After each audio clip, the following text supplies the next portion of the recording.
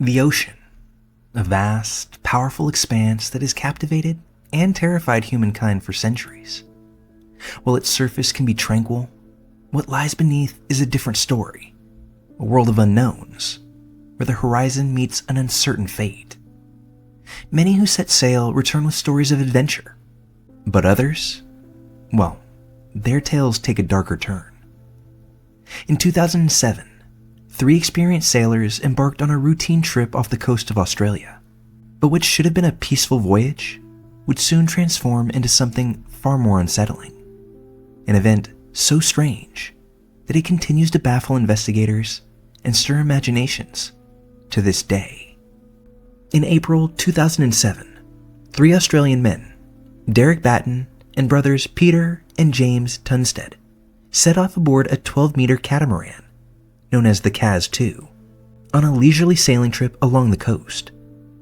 They were all experienced sailors, well versed in the ocean's unpredictability, and their route from Airlie Beach in Queensland to Western Australia was meant to be calm and uneventful.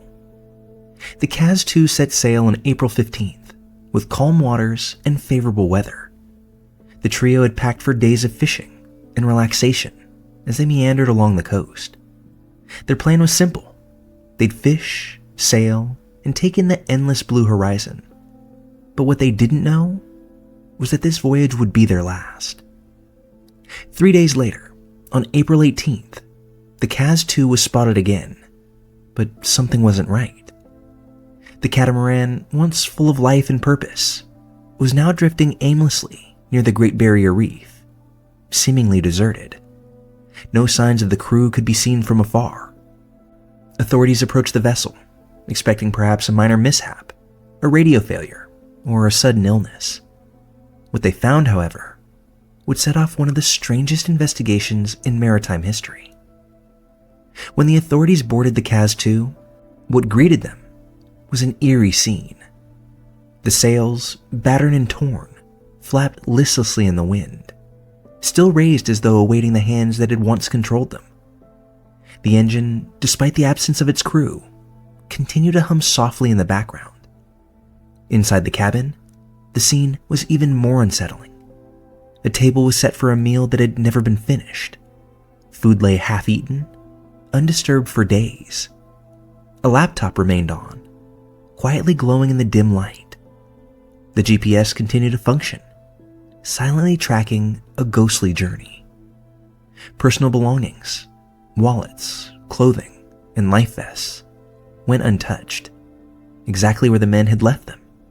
The inflatable dinghy was still securely stowed, unused, and yet the crew was gone. It was as though they had been plucked from the yacht mid-action, leaving behind an unsettlingly normal scene. A frozen moment in time, aboard a boat adrift in eerie silence. No signs of a struggle, no distress signals, no damage suggesting a catastrophic event. Just 3 men, vanished without a trace. The disappearance of the crew triggered an immediate search effort. Helicopters, boats, and aircraft scoured the waters surrounding the Great Barrier Reef, hoping to locate the men, or at least find clues to explain their fate. The ocean, however, kept its secrets. Despite extensive efforts, no sign of the missing men was ever found. No bodies, no wreckage, just an empty vessel drifting on an endless sea. Investigators tried to reconstruct the catamaran's journey through the yacht's GPS data. They learned that the Kaz 2 had sailed in normal patterns for several days after departing. But then, something inexplicable occurred. The boat began drifting aimlessly, its path erratic, as if it had been suddenly left without a captain or a crew. Yet the moment when disaster struck, and what exactly happened, remained shrouded in mystery. With no clear answers, speculation began to swirl. One of the leading theories is that the men had somehow ended up overboard. Perhaps one had fallen in while fishing or attempting to repair the tattered sails, and the others had tried to rescue him. But the sea currents around the Great Barrier Reef were strong and unforgiving. It's possible they were swept away, before they could once again reach the safety of the yacht. Still, this theory leaves many unanswered questions. Why was the boat left in near perfect condition? Why hadn't the crew used any emergency equipment? The life vests, the dinghy, everything was in place, as though the men hadn't even had time to react.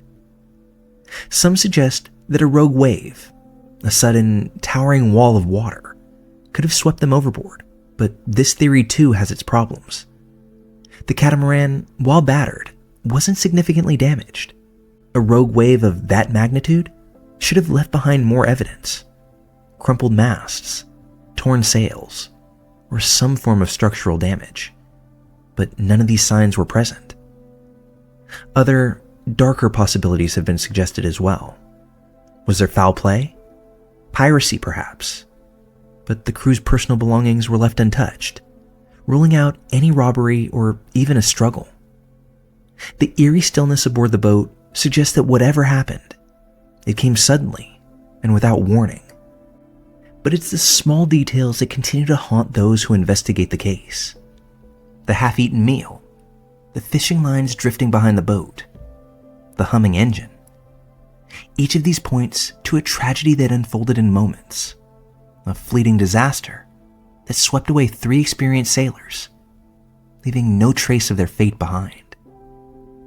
Despite the extensive search efforts, the fate of Derek Batten and the Tunstall brothers remains one of the most chilling mysteries of the sea. They were experienced sailors, familiar with the ocean's dangers, and yet they vanished without a trace, leaving their boat adrift and their belongings untouched. To this day, the Kaz 2 is a haunting reminder of how little we truly know about the sea and its darker moods. The boat was eventually towed back to shore, but it serves as a silent witness to the terrifying reality of the ocean's ability to swallow even the most experienced seafarers whole. What really happened to the men aboard the Kaz 2? What forces, known or unknown, were at play that day? These are the questions that remain unanswered, lost somewhere beneath the waves. The ocean can be beautiful, but it can also be ruthless and indifferent. For the families of the missing men, the sea remains a cruel mystery, one that refuses to give up its secrets.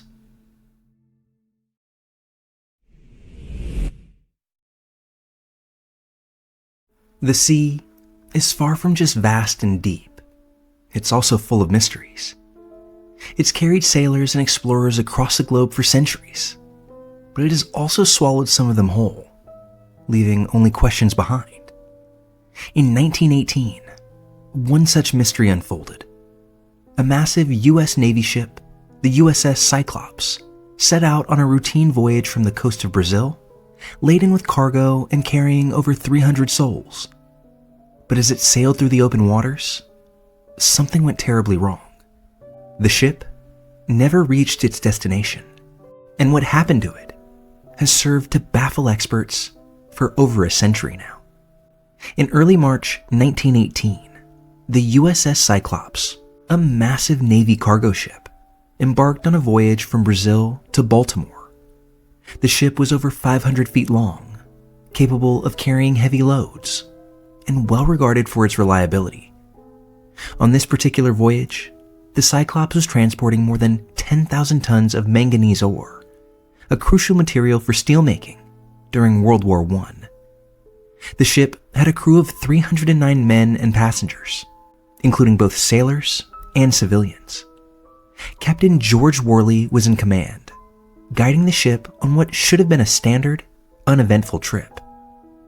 The Cyclops made a brief stop in the island nation of Barbados to resupply, and from there, it set out once more into the vast Atlantic Ocean, heading for the United States. All seemed normal. The seas were calm, the ship was well equipped, and its crew was beyond experienced. Yet, after leaving Barbados, the Cyclops was never heard from again. For days, the ship sailed into the expanse of the Atlantic without incident, or at least so it seemed. What happened next still remains a mystery. No distress calls were ever sent. no messages ever received. The Cyclops simply disappeared. When the ship failed to arrive at its destination in Baltimore, alarm bells rang. The Navy immediately launched a search, combing the ocean for any sign of the wayward vessel. But what they found was nothing. Despite an extensive search, there was no debris, no lifeboats, no oil slicks, and no sign of the ship's crew. The USS Cyclops had vanished without a trace, leaving little clue as to what had befallen its passengers and its crew. In the days and weeks following the disappearance, speculation ran rampant. How could a ship of this size simply disappear? One of the initial theories was that the Cyclops might have been the victim of enemy action. After all, the First World War was still raging, and the Atlantic was home to German U-boats patrolling for enemy vessels.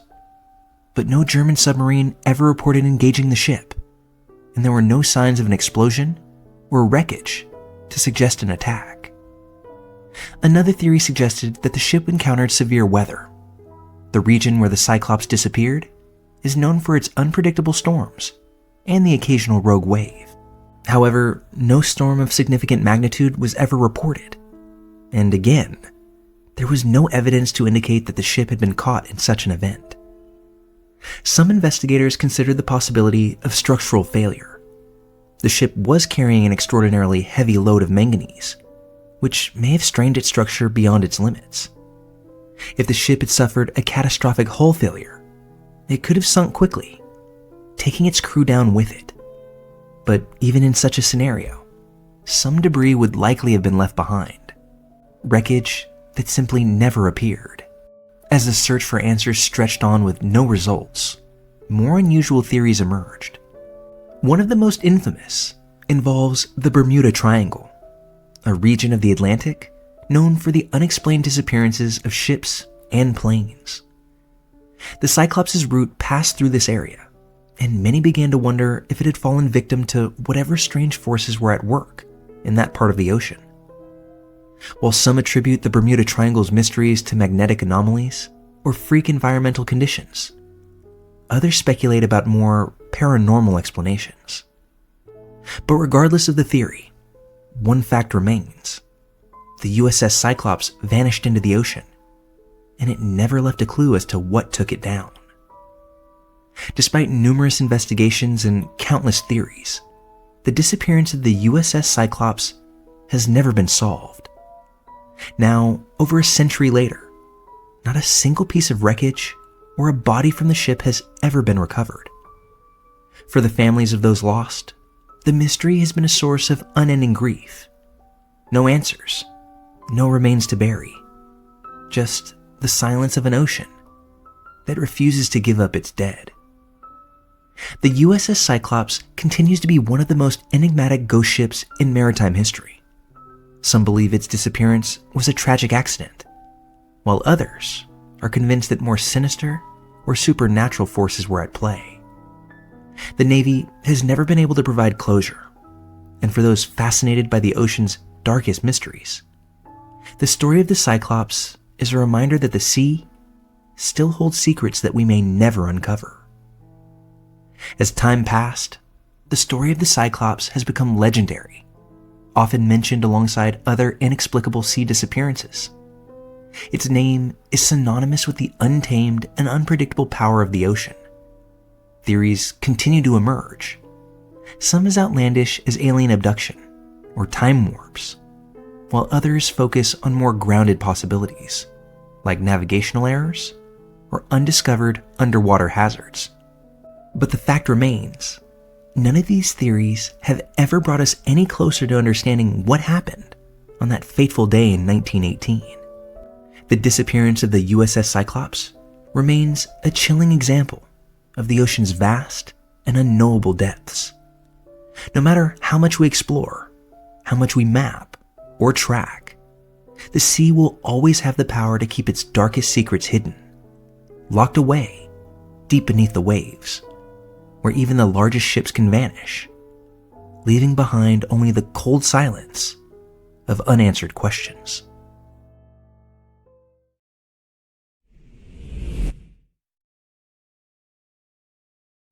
As we've shown in our first two stories, the sea has a way of keeping its secrets. Sailors know this, and so do those who've watched loved ones disappear beneath its waves, leaving not even a trace. It's vast, unpredictable, and often unforgiving. Even in modern times, when technology can guide and track nearly everything, the ocean can still surprise us by claiming lives and never explaining the how or the why. In 2007, a renowned computer scientist, Jim Gray, set out on what should have been a routine solo voyage off the coast of California. Gray was no stranger to the sea. He was an experienced sailor, and the weather was calm. But what happened next would leave his family, friends, and the world mystified. On January 28, 2007, Jim Gray, at the age of 63, set sail from San Francisco Bay aboard his sailboat, Tenacious. He was heading out to the Farallon Islands, a trip that he'd made many times before. A skilled yachtsman, Gray had decades of sailing experience under his belt. But this journey wasn't about adventure. It was deeply personal, because on this day, Gray was venturing out into open waters in order to spread his deceased mother's ashes. Gray's background was remarkable. He was a towering figure in the field of computer science, credited with innovations that revolutionized how we process data. He had received the Turing Award, often referred to as the Nobel Prize of Computing, for all of his contributions to database systems. His work was instrumental in shaping modern computing, from creating reliable database management systems to pioneering transaction processing, things that form the backbone of today's data-driven world. But as brilliant as he was in his career, Gray also held a love for the sea, a passion that he pursued with precision and dedication. Around 10:30 a.m. that morning, Gray made a phone call to his wife, updating her on his progress. He left a voicemail for his daughter, too, sounding both cheerful and optimistic. But from that point on, communication stopped. When Gray didn't return home by evening, his family grew concerned. But by the next morning, they knew something was wrong. The Coast Guard was alerted, and a massive search operation was launched. Boats, helicopters, and aircraft scanned the area between San Francisco and the Farallon Islands. Gray's boat was equipped with emergency signaling devices, including an emergency position indicating radio beacon, also known as an EPIRB, which should have activated if the vessel had encountered trouble. But there was no distress signal, no mayday call, just silence. The tech community, which Gray had been an integral part of, quickly joined the effort. Friends and colleagues used satellite technology to help search the waters from above, crowdsourcing thousands of satellite images, hoping to spot the missing sailboat. Despite the sophisticated technology and exhaustive efforts, no trace of Tenacious or Jim Gray was found.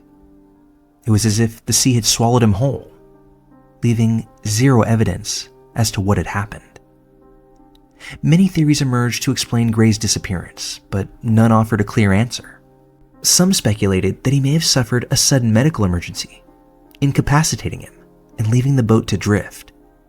However, the lack of any distress signal or evidence of the boat floating adrift cast doubt upon this idea. Others considered the possibility of a collision. Could Gray's boat have struck a submerged object or a large marine animal, causing it to sink quickly? A sudden capsize would explain the lack of wreckage, but typically, some debris would have floated to the surface. The section of ocean that he had made his destination, though vast, had been thoroughly searched, and nothing was to be found. More fantastical explanations involved rogue waves, which are rare, towering waves that can appear without warning and capsize even large vessels. And while theoretically possible, conditions that day didn't suggest such an event. Gray's disappearance remains a mystery, with the murky waters of the Pacific keeping its secrets close.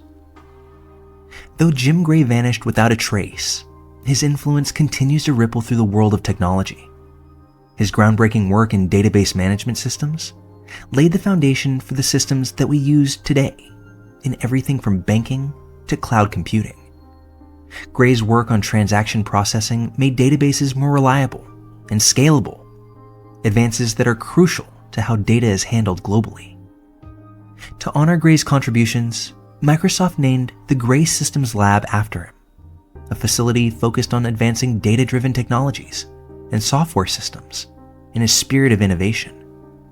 Furthermore, several prestigious awards have been established in his name, including the Jim Gray eScience Award, given to those who make significant contributions in using data and computational technologies to solve complex scientific problems.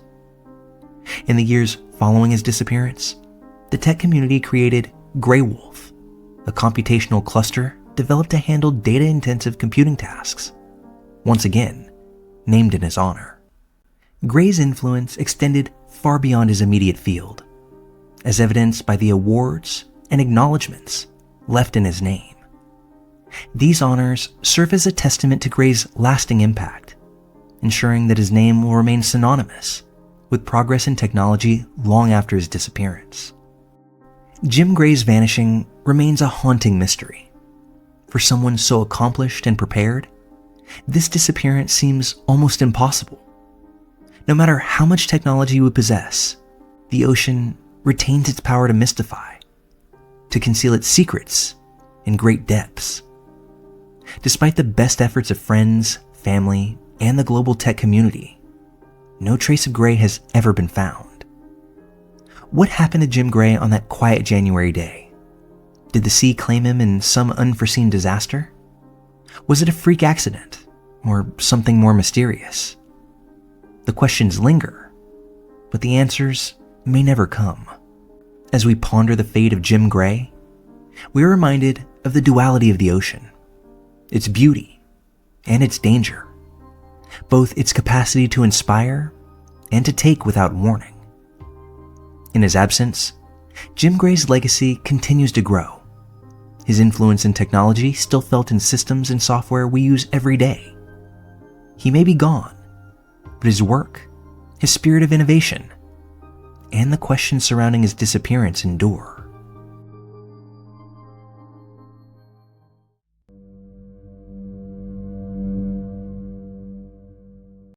In 2023, my partner and I found ourselves in a bit of a transition phase, living in his mom's house while we worked and saved up for a place of our own.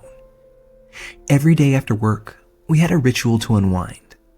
We'd head out to the woods and the hills just outside of town, a peaceful escape from our busy lives. Those walks became a daily ritual, a time to catch up, clear our heads, and enjoy a bit of nature together. These woods are vast, stretching 12 miles long and about 4 miles wide, with different sections separated by farmland. Trails wind through each area, making it possible to trek the entire span, if you're up for it. We always visited a spot called Wind Down Woods. Nearly every day we'd go there after work, walking along a path that formed a loop around a dense circle of trees, which, from above, might look like a lopsided donut. One evening, as we walked our usual trail, we noticed a man in the distance coming down another path. This particular trail went beyond Wind Down and connected to the main meeting point we needed to reach to get back to the parking lot.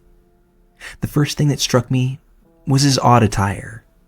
He wore office shoes, but was carrying a pair of hiking boots, which seemed strange for a walk in the woods.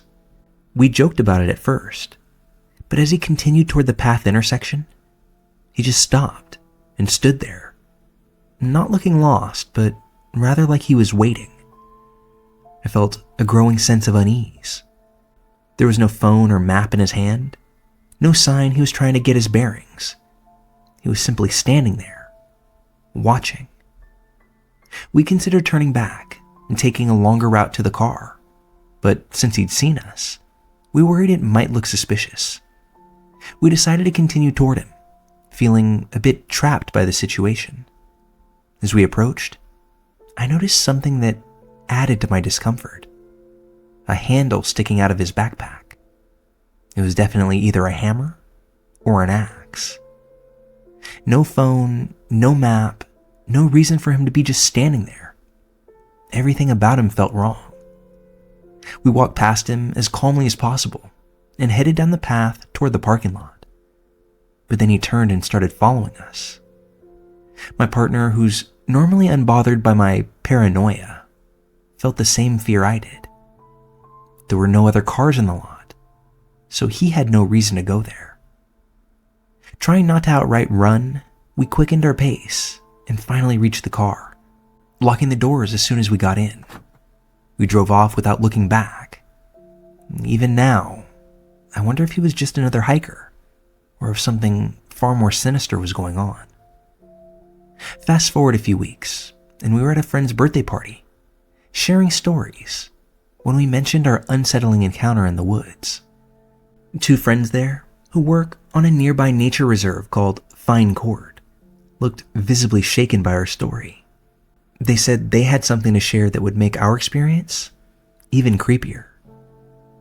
One night, one of the girls was closing the reserve with her manager.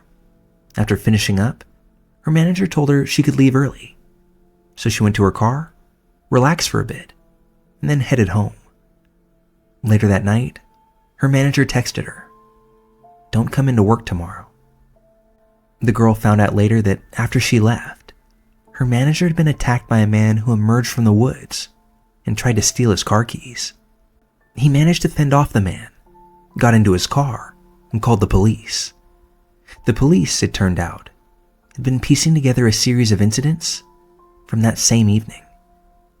Earlier that night, a local resident had reported a break-in at a neighbor's home, and even earlier, a mental health facility in a nearby town had reported an escaped patient. The police had eventually connected the dots, uncovering a disturbing chain of events. Apparently, the man had escaped the facility, changed his appearance, and walked miles to a remote village, where he broke into a home, believing it was abandoned. Unfortunately, an elderly couple lived there. The husband was wheelchair-bound, cared for by his wife. Upon being discovered in the home, the man took the wife's life.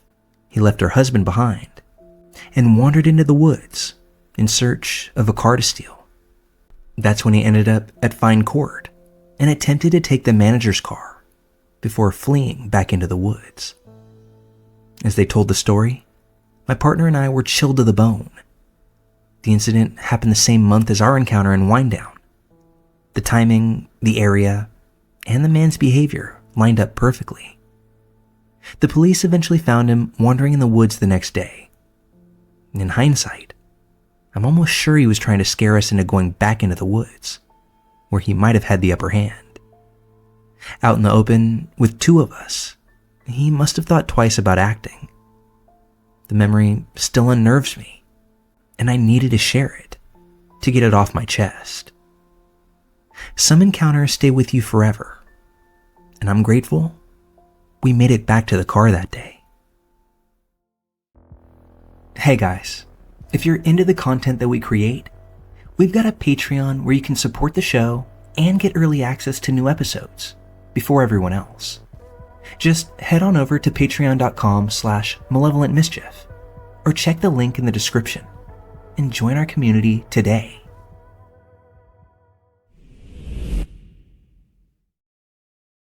This happened 4 years back. It was the middle of winter, and the night was unseasonably warm, without a hint of snow on the ground. I left my apartment around 8 p.m. to go for my daily walk. I worked nights, and my schedule was screwed up, hence the 8 p.m. walk, figuring I would cross the bridge into the city nearby. For further context, I'm a tall guy who's fairly athletic, and I was in my late 20s at the time. I'd rarely had a problem walking at night, and at the time, I felt safe to do so. I put on my headphones and headed towards the bridge. The first 20 minutes were uneventful.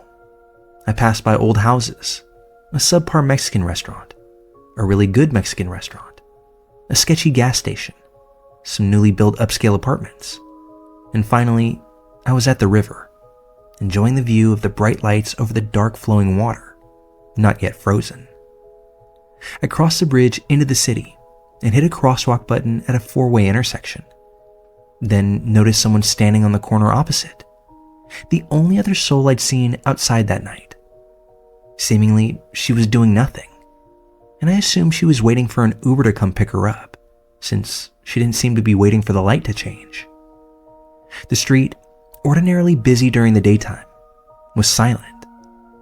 The light changed, and I crossed, headed in her direction.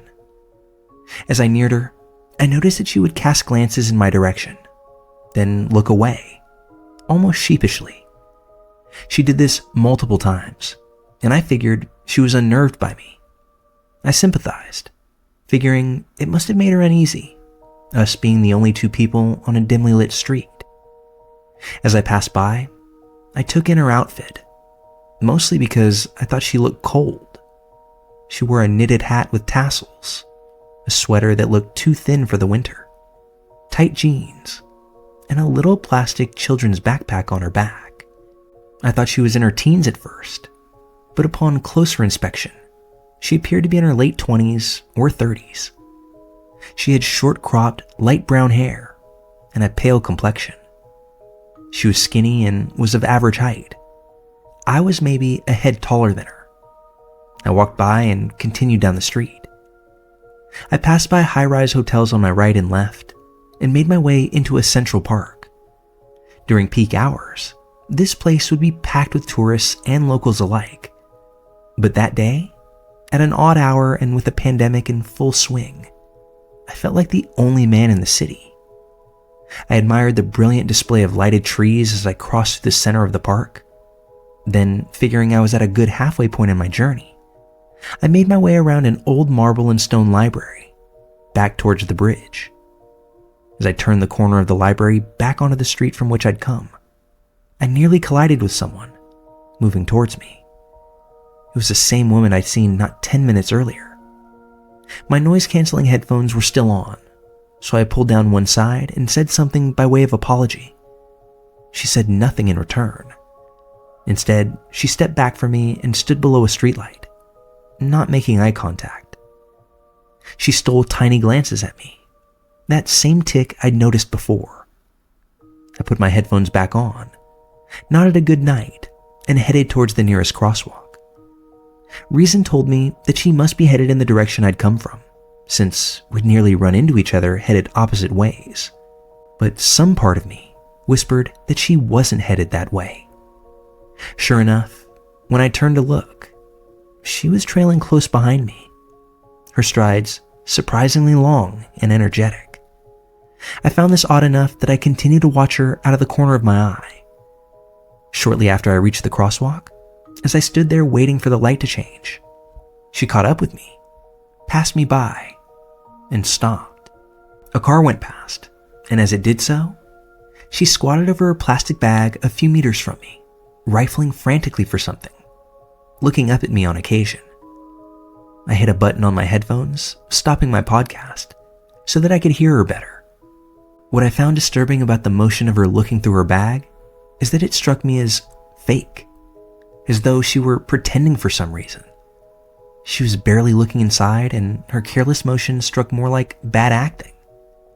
Something about her motions, the way she kept looking at me, felt wrong. The light changed, and I began to walk quickly, but she was faster. She stood suddenly, darting past me towards the museum, swinging the half-open little pink backpack over her shoulder. I watched her silhouette disappear into the darkness beyond the reach of the streetlights.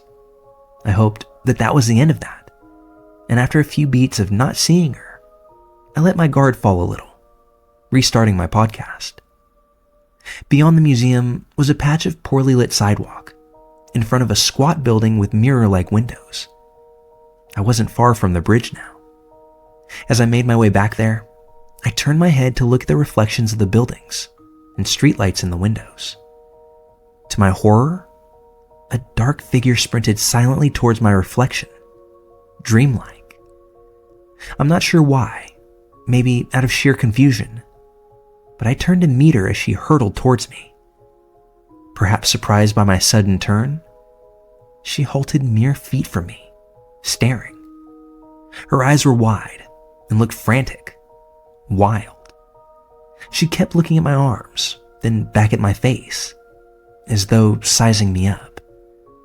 My accidental bluff had worked, and in the darkness, I suppose I must have looked more prepared to fight back than I felt. She gripped something small tightly in one hand, though she held it off to the side, and in the shadow of the building, I couldn't see what it was. Seconds dragged as we stood there, staring at one another, immobilized by fear and confusion. I waited for her to make some move, to attempt to use whatever object she held in her hand. Just then, to my enormous relief, a car trundled slowly past.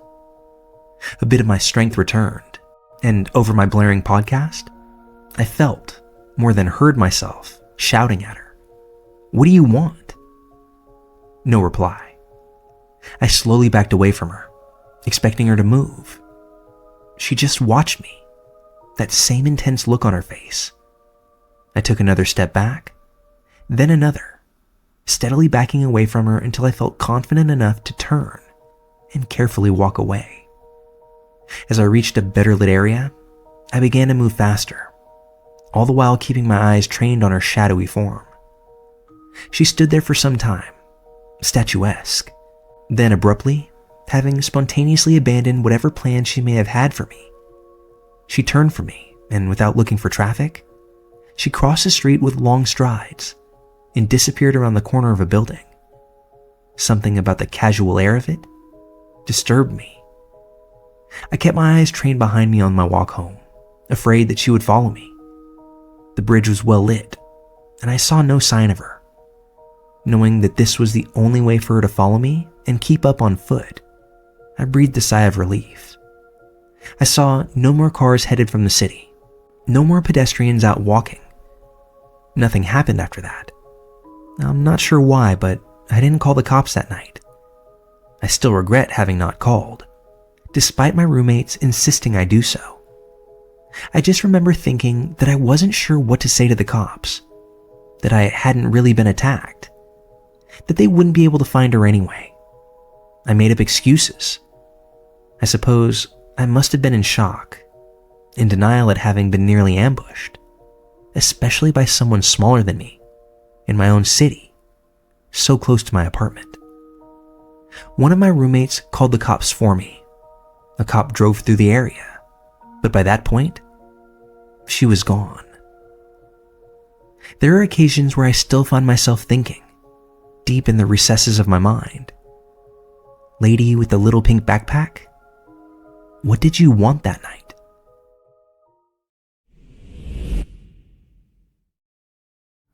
I'm a property manager and 1 year postpartum, so I return to my company part-time.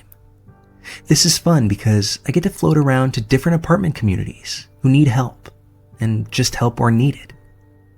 In September, I helped at a property about an hour from my house.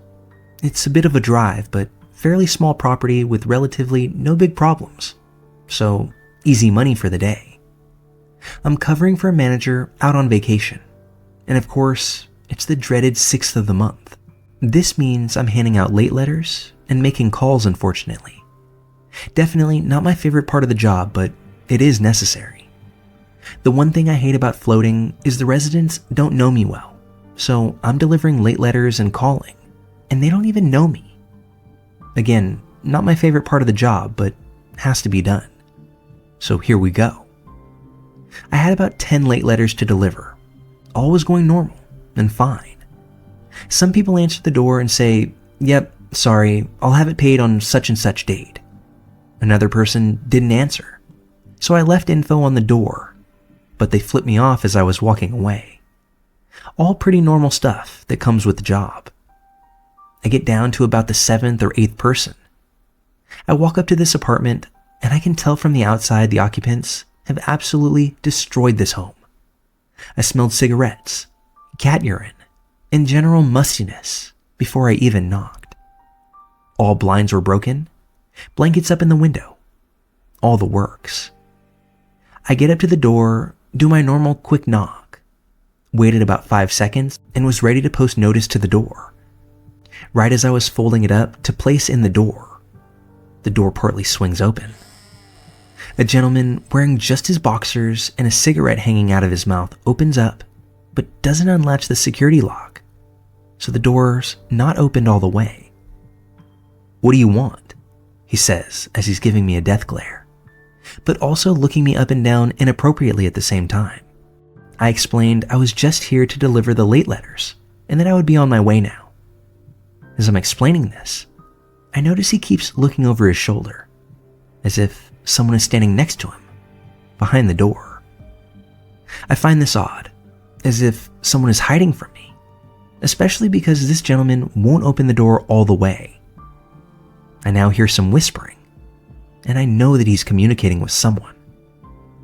The gentleman in the doorway asks me to wait and says he has things in his apartment that he needs looked at.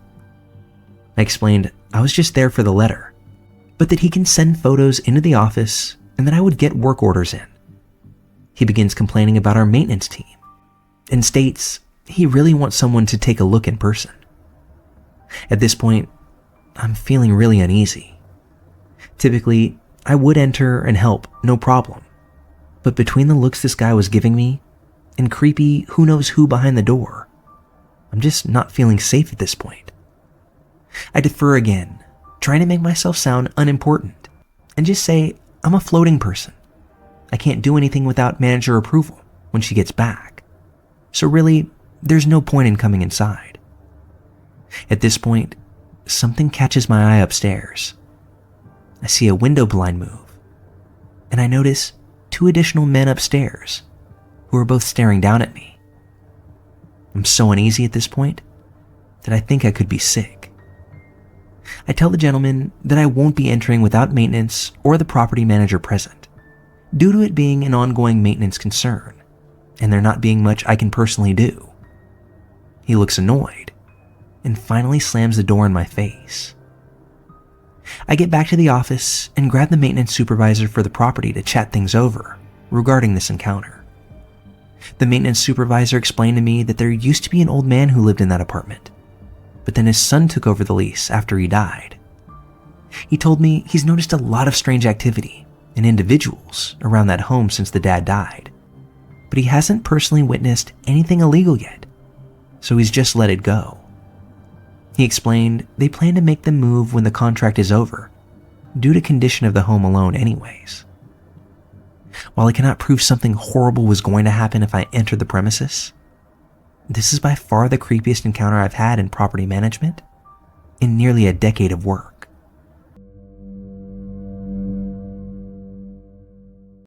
Alright, let me get this out. I know it's not going to be a great look, and yeah, part of me realizes this whole thing is teetering on the edge of a disaster, but maybe sharing will clear my head, or at least help me make sense of this absolute mess. It all started a few months back when I met Sarah. She was everything I usually go for. Sharp-witted, magnetic, the kind of woman who can own a room without even trying. We clicked instantly, but it didn't stop there. Despite being married, Sarah and I ended up at her place that very night. I didn't feel guilty. It was just a fling, a fun escape from the ordinary. But Sarah had this spark, and I was absolutely hooked. For me, attraction has never been one size fits all. I'm drawn to people who exude charisma, confidence, the kind of energy that pulls you in and keeps you guessing. Whether it's a man or a woman doesn't matter as much to me as that electric connection. And Sarah had it in spades. For the first few weeks, I kept things casual with her. We met up here and there, had a few wild nights together, and went our separate ways until the next time.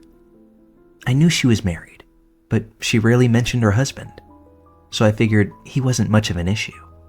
I never really expected him to be an obstacle, or even relevant to our situation.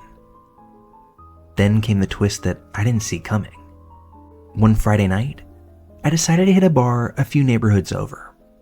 That's where I met Jake. He had this confident grin, a laugh that could fill the room, and within an hour, we were drinking and talking like old friends. The chemistry was instant, and I wasn't about to overthink it. By by the end of the night, he ended up at my place, and I'll just say that he didn't disappoint. Like Sarah, he had that magnetic energy, that effortless confidence, and the thrill of this secret affair added a forbidden spark to our connection. At that point, I thought I'd stumbled into two incredible flings at once. No harm, no foul. After all, Jake never brought up his relationship status, and it seemed like he preferred to keep things under wraps. For weeks, I managed to juggle both Sarah and Jake, keeping things compartmentalized and never expecting those worlds to collide. But I have to admit, I was wrong about that. The first clues were subtle, almost too subtle to notice. Sarah would sometimes mention her husband in passing, like, he's at the gym again, or he's out with his friends tonight. Jake, on the other hand, would be vague about family obligations, but I brushed it off. If I'm being honest, I didn't care to dig into either of their personal lives. I was enjoying the thrill too much to look too closely. But then, one night, the pieces began to fall into place. I was lying in bed with Sarah after a wild evening, scrolling absent-mindedly through Instagram while she dozed off next to me. She mumbled something about plans for the next day, a dinner with her husband's family. She said it so casually, eyes half closed, that I almost didn't catch it. He invited me to some family thing tomorrow night. I figured, why not? I didn't think much of it until my phone buzzed with a message from Jake. It read, "Wish me luck tomorrow. Taking my wife to a family dinner. First time in ages." For a moment, I just stared at my screen, heart pounding as the realization sank in. I looked over at Sarah, fast asleep, blissfully unaware that her family dinner date was the same man who had just texted me from the other side of town. This twisted, impossible truth hit me like a freight train.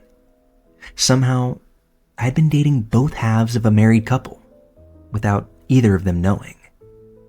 It was like being sucked into a fever dream, a bizarre, tangled web that I was now smack in the middle of. And the worst part? It didn't make me want to stop. If anything, the discovery sent a rush through me, a dark thrill at the impossibility of it all. I had become the secret link holding together this fragile facade of their marriage. I tried to back off, really, but the more I considered pulling away, the harder it was to resist. They each had this intoxicating appeal, and the secrecy only heightened it. With Sarah, it felt like this adventurous escape, like we were breaking all the rules and loving every second of it. She would pour us wine, lean in close, and laugh about the things she never shared with anyone else. It was like our own private world. With Jake, it was different, but just as intense. He would send me late-night texts to meet up, usually at some obscure location where we wouldn't be seen. He'd flash me that irresistible grin and make it feel like we were partners in some wild, thrilling heist. It was reckless, dangerous, and I was addicted to every second of it. But now, I was walking a tightrope, trying my best not to fall off. Every time one of them mentioned the other in passing, my pulse would quicken, wondering if I'd be caught. Yet, a part of me almost wanted it to happen, to see what would go down. The stakes were high, and the risk made it all the more exhilarating. Lately, though, I've started to wonder how long this game can last. Part of me knows it's only a matter of time before one of them says something that makes the whole thing implode. I imagine Sarah finding out that her husband has been sneaking around with men on the side, or Jake learning that his down-low affair is also the guy who's been with his wife. The fallout would be catastrophic, and maybe in some twisted way. That's why I'm still here. I want to see just how much chaos can unfold when the truth comes to light. For now, I'm keeping my double life under wraps, carefully navigating each encounter and savoring the forbidden thrill of my scandalous little secret. The stakes couldn't be higher, but I can't bring myself to let go of either of them. Each moment feels like walking a razor's edge, dangerously close to slicing everything open and letting the whole thing bleed out. Maybe someday I'll slip, or maybe I'll set it all on fire myself and walk away from the ashes. But until then, I'll be here, caught in this dangerous little web, savoring every secretive moment before the inevitable storm hits.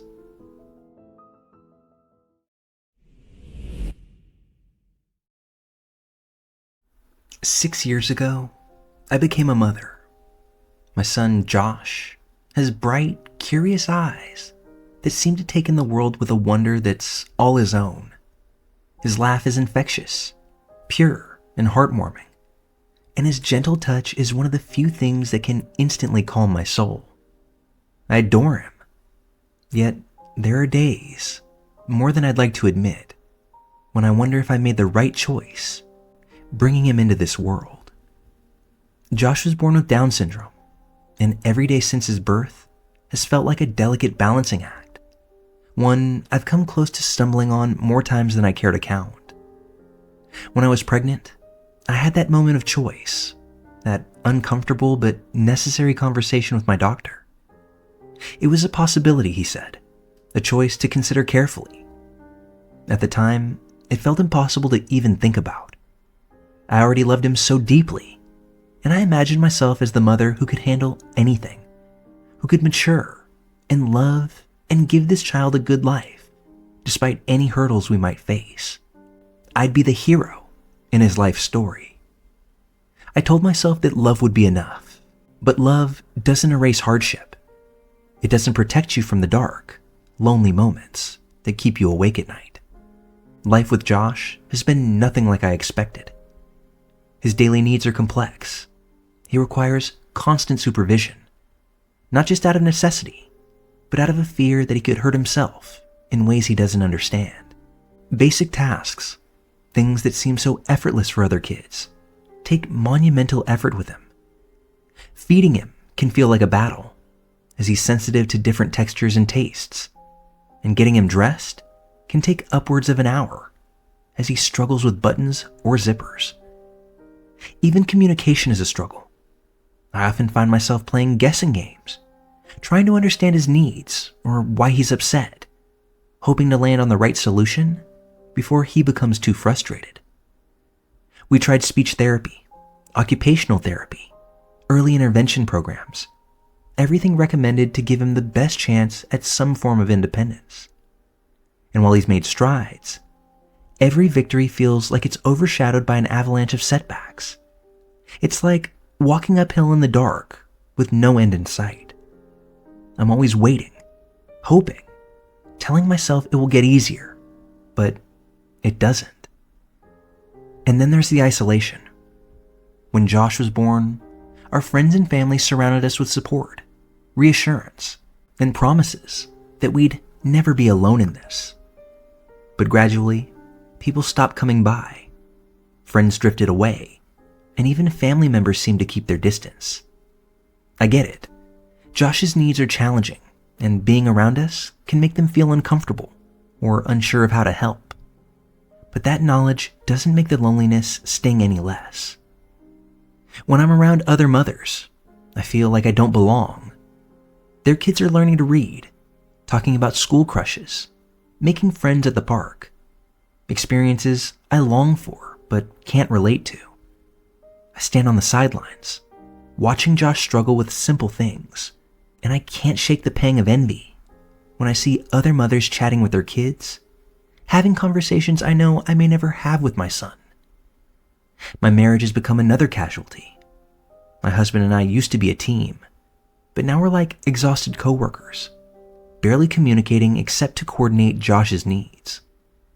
He's withdrawn, probably dealing with his own feelings about our reality, but instead of coming together, we drift further apart each day.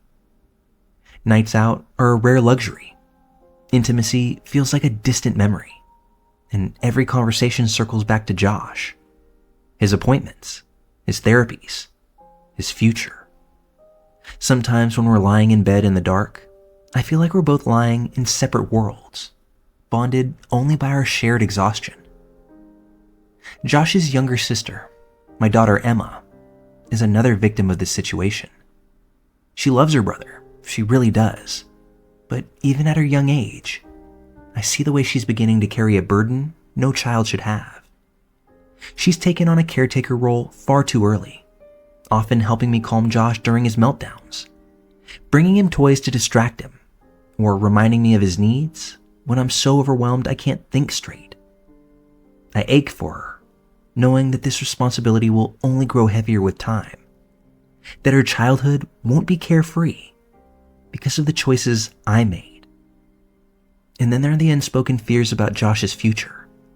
I know this world isn't kind to people like him. As he gets older, I worry about the loneliness he'll face, the bullying he might endure, the limitations society will place on him without a second thought. I dread the day when he realizes that other people look at him differently, that he doesn't fit the world's idea of normal. And I'm terrified that he'll feel the pain of that judgment. I find myself wishing he could be spared from that reality, from the heartbreak he'll inevitably face. But it's too late for that. There are nights when the darkness wraps around me, and the thought I've tried so hard to bury rises to the surface. The question of whether I made the right choice. I look back on that moment in the doctor's office, wondering if I acted out of love or simply out of pride, unable to accept that I might not be strong enough to face this. It's a thought I'm ashamed of, a confession I can't even make to myself without guilt choking me. Because I love Josh. I love him with every part of me, and I can't imagine life without him. But sometimes, I wonder if he'd been spared this life of struggle and hurt, if I'd just chosen differently. When people see Josh, they don't see the struggles. They see a sweet boy with a big smile and curious eyes, and they tell me I'm a wonderful mother, a saint for handling everything with such grace. They don't know the dark moments, the doubts, the regret that sometimes gnaws at me when I think no one's watching. I know it's not fair to him, but I can't help but wish life were different, that he didn't have to bear the burden of my choices. I'm here now sharing this because it's the only way I can get it out. There's no one in my life I can tell this to, no one who would understand without judging me. I love my son more than anything, but that love doesn't stop the pain, the isolation, the guilt. And I know no matter how much I wish I'd done things differently, I'm committed to giving him the best life I can. But that doesn't erase the burden of what if.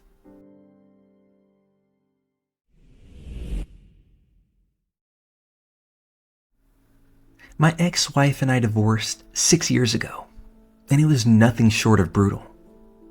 We shared 2 sons, now ages 9 and 13, and for years after the split, there was nothing between us except logistical arrangements and polite exchanges about the kids. Our lives ran in parallel but didn't intersect beyond coordinating pickups, drop-offs, and school events.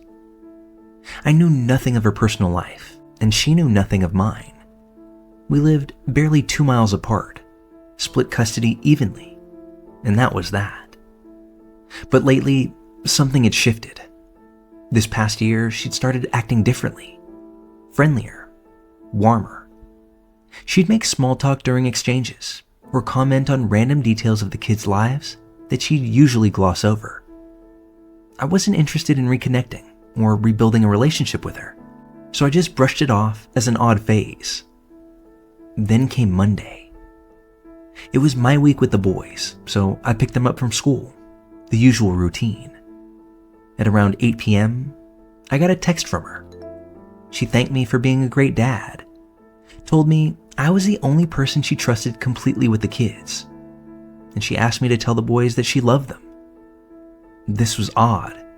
She usually called my eldest to say goodnight every night they were with me, but not that night. The next morning, on my way to work, I drove past her house like I always do. Her car was still parked outside, but I didn't think much of it. Maybe she was working from home, or wasn't feeling well. Later that morning, I texted her about a book our son had left at her house, and I waited. No response. Hours passed. Still nothing. That was when I felt the first prickling of unease. If it had to do with the kids, she'd normally reply within minutes. Growing worried, I tried calling her. It went straight to voicemail. I left a message trying to keep my voice steady, saying that if she didn't get back to me by 2 p.m., I'd stop by her house to make sure everything was all right. I couldn't call any of her friends. She kept her personal life private, and I didn't know anyone in her circle.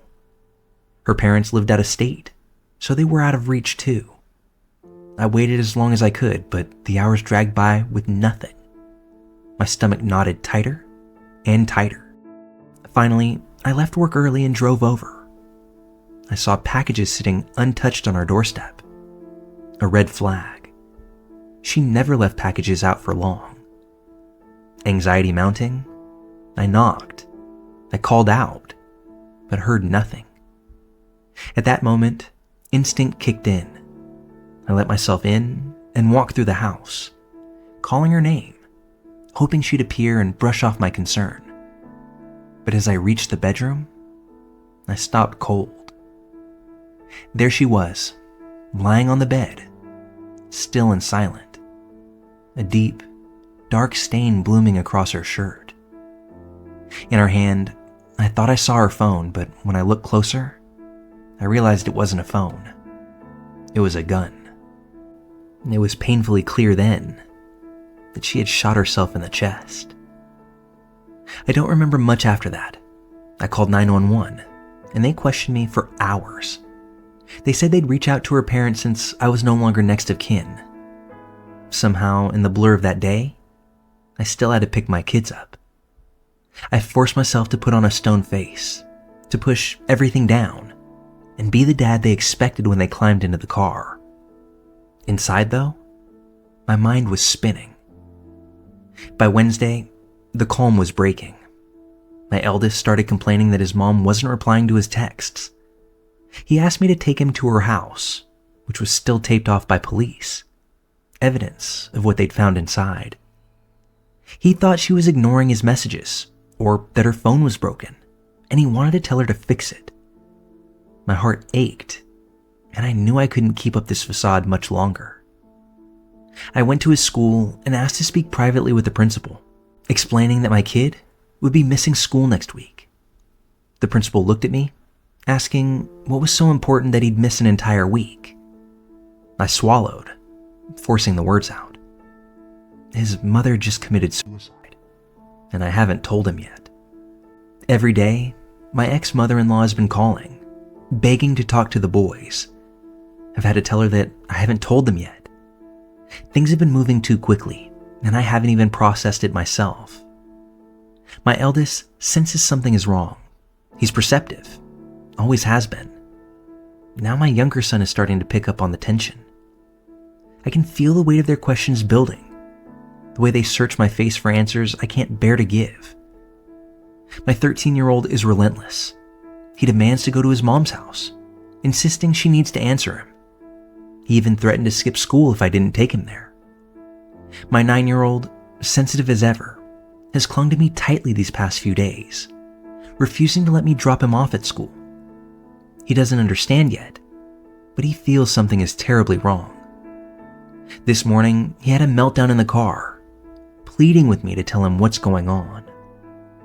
I've made the decision to tell them on Saturday. I need these last couple of days to prepare myself because I know once they know, our lives will never be the same. My 13-year-old will lose it. He's old enough to feel the weight of this loss, to be angry and devastated in ways that his little brother might not fully grasp. And I know that whatever pain I feel now is nothing compared to the heartbreak I'll feel once I look into their faces and tell them the truth. In all the years since our divorce, I never imagined I'd be the one to deliver news like this. We had grown so far apart, our lives so divided. Yet here I am, holding our final secret, the one that will shatter our children.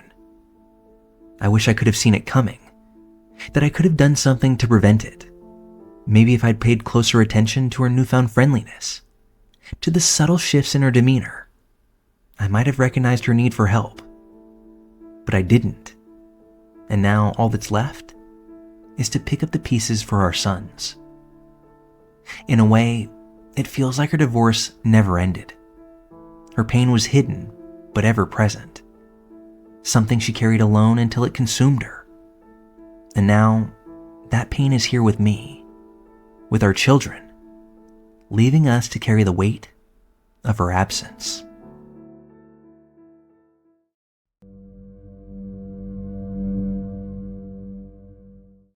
Imagine it's Christmas Eve, 1945.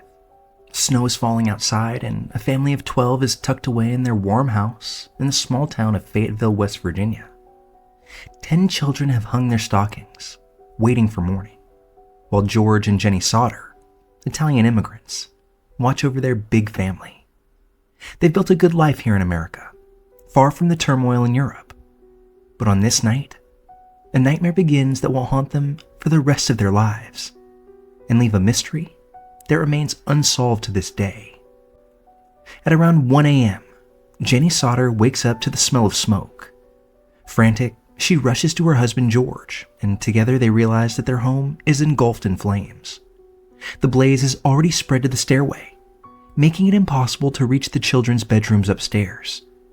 In the chaos, George and Jenny manage to get 4 of their children to safety, but 5 remain inside.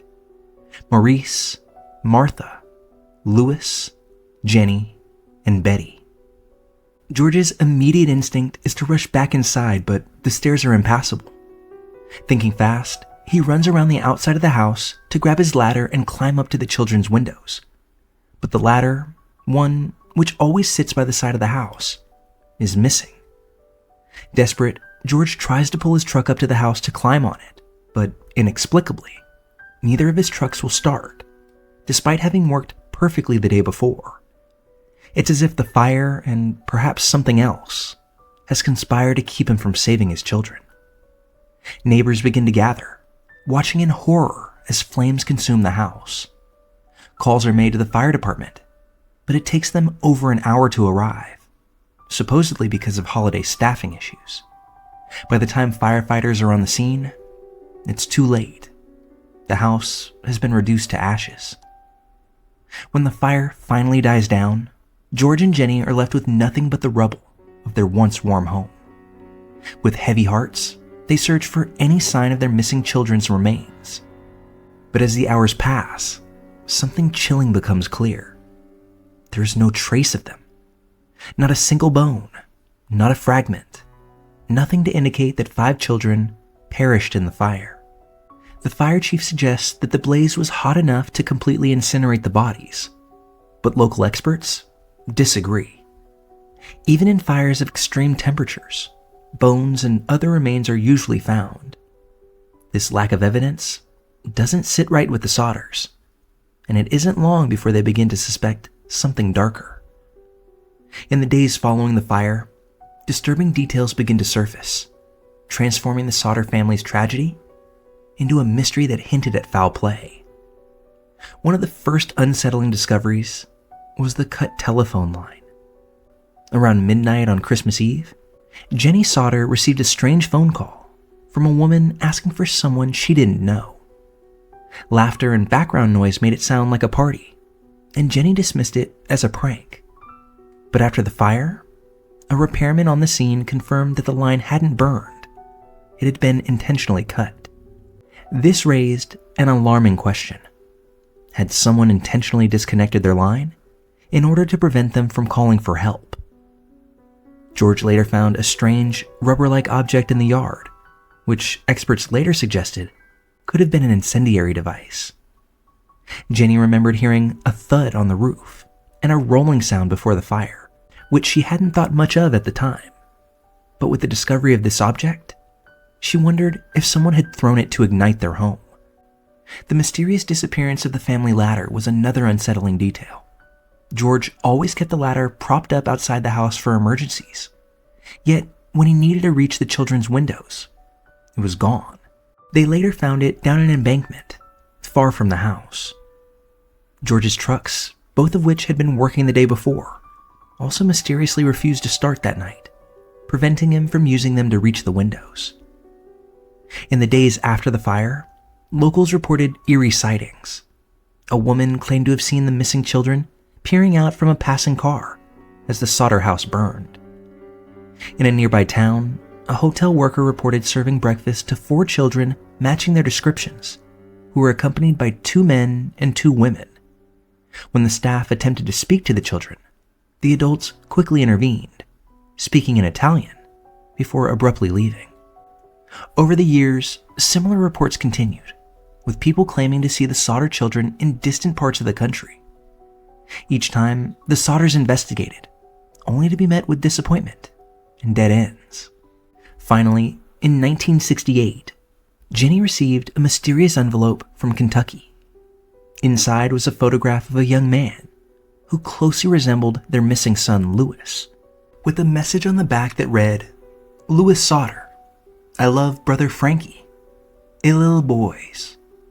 The Sodders hired a private investigator to trace the photo's origin, but then the investigator vanished without a trace, leaving the family with more questions. Each of these details, bizarre in isolation, together formed a haunting picture of a night that seemed far more sinister than just a tragic fire. They suggested a carefully orchestrated plot, a chilling possibility that left the Sodders and the town with questions that remain unanswered to this day. For the rest of their lives, George and Jenny Sodder never stopped searching. They poured every bit of their energy and savings into finding their missing children, putting up billboards, following every reported sighting, and offering rewards to anyone with information. Even as the years went by, their unwavering hope remained, a silent testament to their enduring love and relentless pursuit of the truth. The haunting image of their 5 missing children stayed with them, an unsolved question that overshadowed every holiday and every family gathering. Their case, decades later, remains one of the most unsettling mysteries in American history, filled with strange details, eerie sightings, and chilling clues that point to something more than a tragic accident. What really happened to the Sodder children that Christmas Eve? Could someone out there still hold the answers? Will this mystery ever be solved? Let me know what you think down in the comments.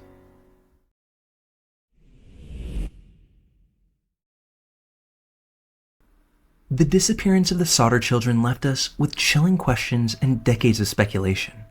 And while some mysteries grow cold with time, others unravel in the unlikeliest of moments. This next story takes us to a more recent mystery, one that left both investigators and loved ones searching for answers as the evidence defied logic itself. This is the mysterious disappearance of Bryce LaSpisa. Imagine someone you love is on a road trip home, a journey meant to bring them back safely. But somewhere along the way, their behavior becomes erratic, their movements inexplicable, and then, without warning, they vanish, leaving only a trail of strange actions and unsettling evidence. This is what happened to Bryce LaSpisa, a college student whose disappearance still defies explanation. In August of 2013, Bryce LaSpisa was starting his second year at Sierra College in Rocklin, California. At 19 years old, Bryce had a warm personality, a creative streak, and a close relationship with his family. He seemed eager to return to campus life, ready to catch up with friends and jump back into his art studies. But within days of the semester beginning, his behavior shifted. Bryce, who was usually even-tempered and easygoing, began acting strangely.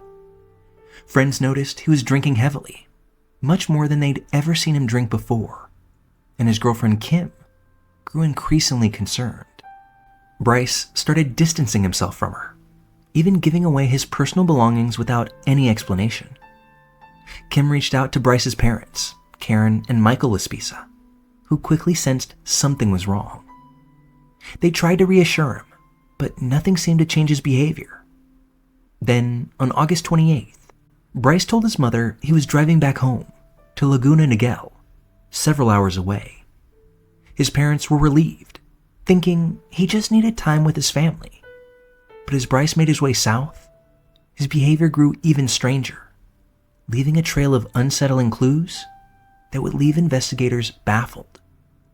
Bryce's drive from college back to Laguna Niguel should have taken around 7 hours, but it quickly became clear that his trip wasn't going as planned. Instead of driving straight home, Bryce made repeated stops in small towns along the way. His mother, worried but still trying to give him space, kept in touch through frequent calls.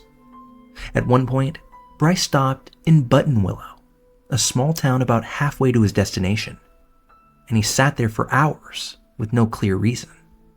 Growing anxious, his parents eventually called a roadside assistance service, hoping they could check on him. A technician found Bryce still sitting in his car, seeming lost and distant, yet insisting he was fine and would be on his way soon.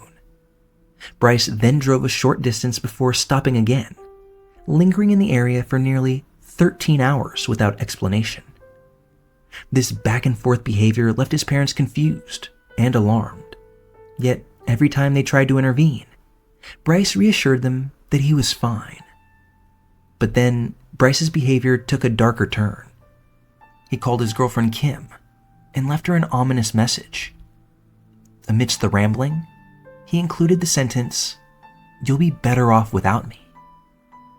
The message hinted at an internal struggle that no one, not his friends, family, or even Kim, fully understood. When his mother Karen offered to come pick him up, Bryce declined, insisting that he'd soon continue the drive. When finally around 3 a.m., he left Buttonwillow for the last time, telling his parents he was on his way home. Bryce's final known actions only added to the mystery. Sometime during the early morning hours, he was spotted by a highway patrol officer near Castaic Lake, far off the direct route to Laguna Niguel. The officer conducted a quick check, noting that Bryce appeared fine, if a bit disoriented. After assuring his mother that he would see her soon, Bryce continued along his way, yet he would never make it home. Hours later, Bryce's car was discovered overturned near Castaic Lake. The vehicle had apparently sped down an embankment before crashing, yet when authorities inspected the scene, there was no sign of Bryce himself. It was as if he had simply vanished. What made the scene even stranger was the evidence left behind. Bryce's wallet, his phone, and laptop were all found in the car untouched. His keys were nearby, yet there was no blood, no clear signs of injury, and no footprints leading away from the wreck. The absence of any sign of Bryce left investigators at a loss. Castaic Lake and the surrounding area were thoroughly searched, but no trace of him was found. For days, search parties combed through the rough terrain, but Bryce seemed to have disappeared without leaving any clues to follow. The discovery of Bryce's abandoned belongings only deepened the mystery. Leaving his phone, wallet, and keys behind didn't make any sense. If he'd walked away from the crash, why not take anything with him? If he'd suffered an injury, surely there would be some physical evidence. Investigators questioned friends and family, trying to determine if Bryce's behavior hinted at deeper mental health issues, or if he had been planning to disappear intentionally. Friends noted that his sudden shift in personality had been disturbing. He had started drinking heavily in a short period, and his actions had grown erratic. While some suggested Bryce might have been experiencing a mental health crisis, others couldn't accept that he'd simply walk away without a word. One theory was that Bryce was under intense emotional or psychological pressure, possibly experiencing a break from reality. But Bryce had no history of such behavior, making it hard to imagine him reaching such an extreme without warning. Others speculated he may have wanted to start over somewhere new, though it seemed unlikely he would abandon his family, especially given their close bond. Theories ranged from Bryce planning his own disappearance to the possibility that he met with foul play. Every clue seemed to add to the confusion, rather than lead to an answer. His actions during the drive, the long stops, the repeated refusals for help, and the final phone call seemed to hint at an intention. But what that was remains unknown. The most widely accepted theory is that Bryce, likely in a disoriented or distressed state, wandered into the rugged wilderness surrounding Castaic Lake after leaving his crashed car. Investigators believe he may have been confused or impaired, causing him to leave his essentials behind and walk aimlessly into the hills. The terrain near the lake is rocky and challenging, making it easy to get lost, especially in the dark. Though extensive searches have found no sign of him, the possibility that Bryce succumbed to the elements or an injury in this isolated area remains the most plausible theory among experts. Bryce Lespisa's family continues to search for answers, holding on to hope that he may still be out there somewhere. Every year that passes only deepens the mystery, leaving loved ones and investigators haunted by the inexplicable details of his final hours. Bryce's sudden shift in behavior, his eerie parting message to his girlfriend, and the deliberate stops on his drive have raised unsettling questions about what was truly going through his mind. To this day, Bryce's disappearance remains one of the most perplexing cases in recent years. A story of a young man whose journey home took a dark and twisted turn. From the missing hours in Buttonwillow to the overturned car and deserted crash site, every detail of Bryce's story defies easy explanation. The trail that he left behind feels more like fragments of a puzzle that refuses to come together, leaving his family and all who hear his story wondering if the mystery will ever truly be solved.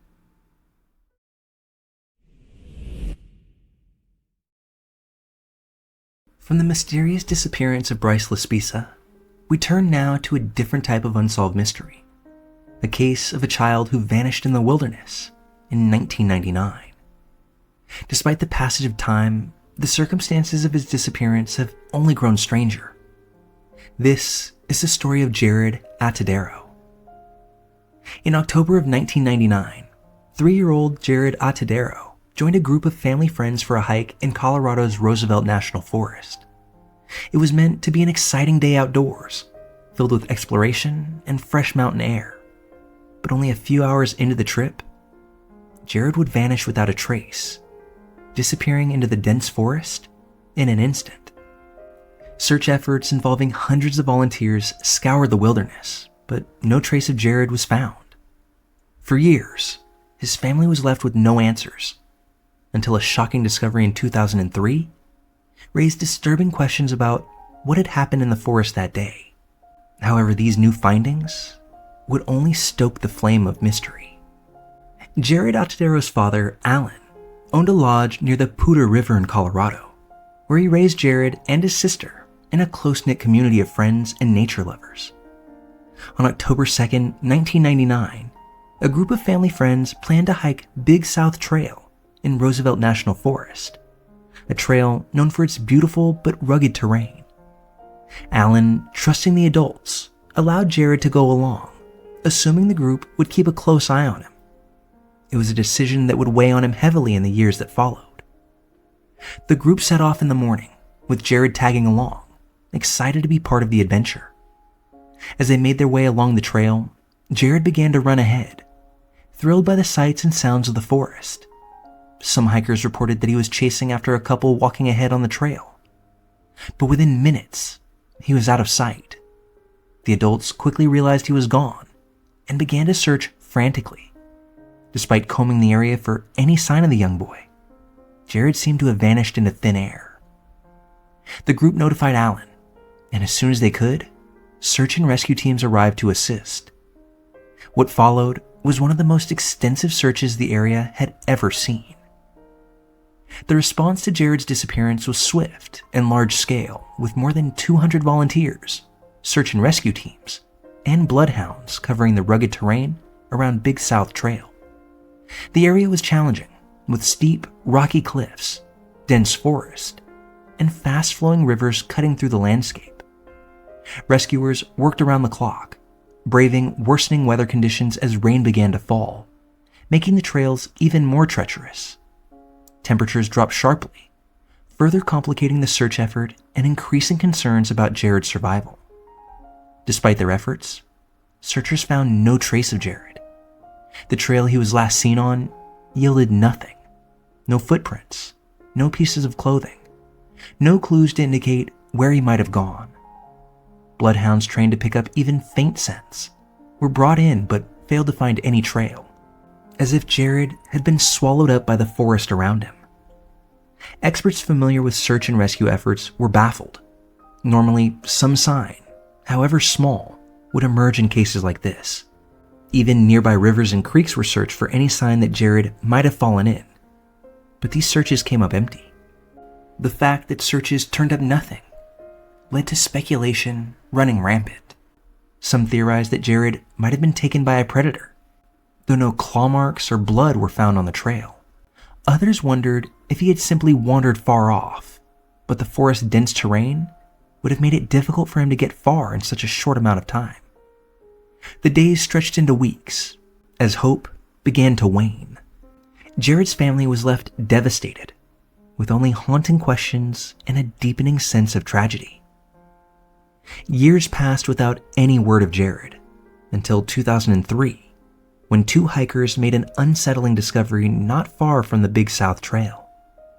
As they walked, they stumbled upon pieces of children's clothing, scattered in an area dense with underbrush. Among the items found were a pair of small child-sized shoes, a fleece jacket, and a pair of pants. Alan Atadero, Jared's father, later confirmed that these were indeed Jared's clothes.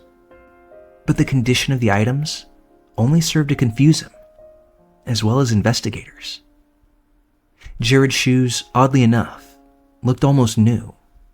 Despite 4 years in the elements, they showed little wear or damage, a puzzling detail given the rough terrain and extreme weather conditions.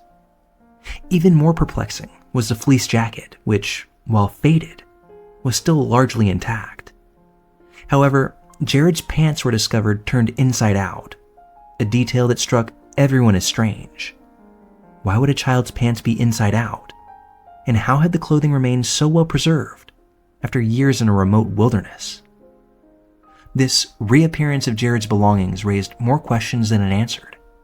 Had his clothing somehow been moved over time? And if so, by what? Or by whom? Theories quickly circulated, but no one could explain why the clothing looked relatively untouched. Some speculated that the items might not have been exposed to the wilderness the entire time, leading to the unsettling idea that Jared's clothing may have been placed there more recently. Nearby, searchers eventually uncovered a few small bone fragments, later confirmed through DNA testing, to belong to Jared. The bones were scattered, which experts attributed to possible animal activity. However, there were no major bones found, no skull, no larger bones that might offer insights into what caused his death. The limited skeletal remains didn't yield many answers, and no cause of death could be determined. The condition of the bones and the state of the clothing led to conflicting theories. Some argued that a mountain lion or another predator might have taken Jared, yet the condition of the clothing didn't match typical animal activity. Normally, an animal attack would leave clear evidence, such as bites, claw marks, torn clothing, or bloodstains, none of which were found. Additionally, the pristine condition of the shoes made this theory seem even more unlikely. Others believed that Jared might have been abducted, and that his remains and clothing were returned to the area at a later time. This disturbing theory gained traction due to the unusual condition of the clothing and the inexplicably preserved shoes, which seemed incompatible with years of exposure in harsh wilderness. The idea that human involvement was behind Jared's disappearance haunted his family and added an eerie element to the case, though no suspects were ever identified and no evidence of abduction was ever found. For Alan Atadero, the discovery of his son's remains brought painful closure, but left him with an overwhelming number of questions. The strange condition of Jared's belongings, the lack of any concrete cause of death, and the eerie circumstances around the clothing and bones all troubled him deeply. He expressed doubts that his son's disappearance was an accident and remained vocal about his suspicions, calling for further investigation and attention to the unsolved aspects of the case. The Atadero family's tragic experience became a public story, shining a light on the mystery and dangers of wilderness disappearances. Alan continued to speak out, hoping to keep Jared's memory alive while advocating for greater safety measures in national parks and forests. But for him and those who have followed the case, Jared's disappearance remains a haunting enigma, one with no clear explanation, only fragments of a story that refuses to be fully told. The case of Jared Atadero is one of the most haunting child disappearances in modern memory. From the suddenness of his vanishing to the reappearance of clues years later, every detail raises questions that go unanswered. Did Jared fall victim to a tragic accident in the wilderness? Or was there something more sinister afoot? Though many theories abound, the mystery of Jared's fate is one that may never be fully explained. His story remains a chilling reminder of the unknowns that exist, even in places we think we know well, and a symbol of the unfathomable mysteries that sometimes remain locked away in the depths of the wilderness.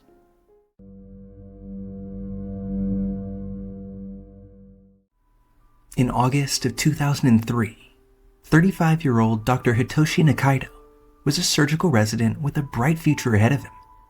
Known for his gentle spirit and a commitment to patient care, Hitoshi had come to be admired by both his colleagues and patients at Christus St. Joseph Hospital in Houston, Texas. But on one fateful day, an unimaginable accident would turn a routine moment into a tragic loss, leaving those around him shocked and devastated. Dr. Hitoshi Nakaido was a man driven by compassion and a relentless commitment to the field of medicine. Born and raised in Japan, Hitoshi developed a deep respect for hard work and humility, values that would guide him throughout his life. He graduated from medical school in Japan and later moved to the United States, where he began his residency with dreams of becoming a skilled surgeon. Known for his dedication and gentle nature, Hitoshi quickly earned the admiration of his colleagues, who saw in him not only a talented physician, but a genuinely caring individual. Working at Christus St. Joseph Hospital in Houston, Hitoshi spent countless hours in the operating room, perfecting his skills and learning from the experienced surgeons around him.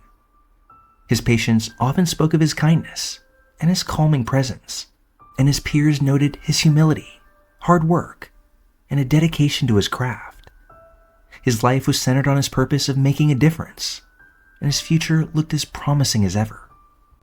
On the morning of August 16th, 2003, Hitoshi was working a shift at the hospital, where the day had begun like any other. This hospital, located in downtown Houston, relied on a busy network of elevators to transport staff and patients across its various floors. These elevators were in constant use and had been known to have minor malfunctions in the past. Despite these issues, few could have predicted what would unfold that morning. At around 9:30 a.m., Hitoshi approached one of the elevators, intending to go to another floor. As he stepped into the elevator, he was caught off guard by a sudden and unexpected malfunction. The elevator doors began to close prematurely, trapping his head between them. But before he could do anything to extricate himself from the situation, the elevator began to rise. Hitoshi's head remained trapped in the elevator doors as his body was lifted, suspended, and unable to break free. The elevator continued its ascent, dragging his body upward while his head remained locked in place by the malfunctioning doors. The force and pressure from the elevator's movement made the situation all the more horrific, leaving Hitoshi in a position that no one could have anticipated. A nurse who had been nearby and had planned to join him on the elevator witnessed the terrifying string of events. As she watched in shock and disbelief, the elevator continued moving up, leaving Hitoshi helplessly trapped. The accident was over in seconds, but the devastating impact would linger far longer. The nurse immediately sounded the alarm, and within moments, the hospital staff and emergency responders rushed to the scene. But tragically, it was too late to save him. The hospital staff who arrived on the scene were left shaken and understandably traumatized by the tragedy that had just unfolded. For those who had worked alongside Hitoshi, the reality of his death was surreal and painful. They had watched him work tirelessly, a dedicated resident who had come to be respected by all who knew him. To lose him so suddenly and in such a tragic way was devastating. News of the accident spread quickly, and those closest to Hitoshi, including his family, were left grappling with the loss. The nature of his passing made the tragedy even harder to accept. Losing a loved one is never easy, but the shock of such a horrific accident in a place dedicated to healing and safety was incomprehensible. In the days that followed, Christus St. Joseph Hospital faced serious questions about the safety of its elevators and whether maintenance protocols had been followed. The incident prompted an immediate investigation as people tried to understand how such a catastrophic malfunction could have taken place in the heart of a medical facility. Following the accident, the Texas Department of Licensing and Regulation launched a formal investigation to determine just what had happened with the elevator. According to investigators, the sequence of events that led to Hitoshi's death were the result of a critical failure in the sensor system within the doors. Sensors that should have detected an obstruction and stopped the doors from closing. Further reviews of maintenance records revealed a history of minor issues with the same elevator, including occasional malfunctions with door closures, which only serves to make this case even more eerie. While there was no direct evidence that these prior issues had gone unaddressed, the investigation highlighted the importance of regular and thorough maintenance. In response to the findings, Christus St. Joseph Hospital implemented stricter elevator inspection and maintenance protocols, hoping to prevent any future tragedies. Hitoshi's death left a lasting impact on those who knew him.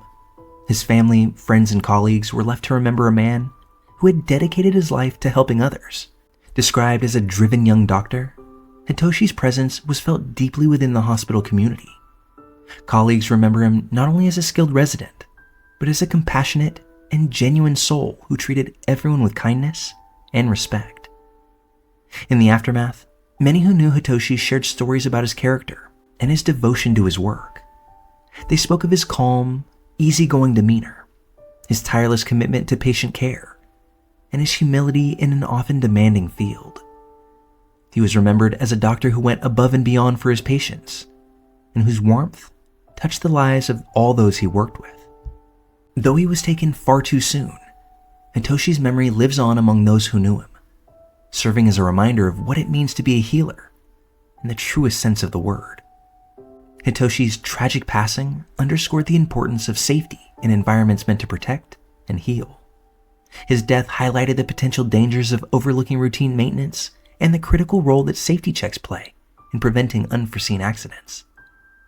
Though Christus St. Joseph Hospital implemented changes to address the issues uncovered by the investigation, nothing could undo the loss of a young doctor who had dedicated himself to serving others. In remembering Dr. Hitoshi Nakaido, those who knew him honor his values of kindness, humility, and commitment to medicine. His story serves as a somber reminder of life's fragility and the responsibility we all share in keeping our environment safe for those around us.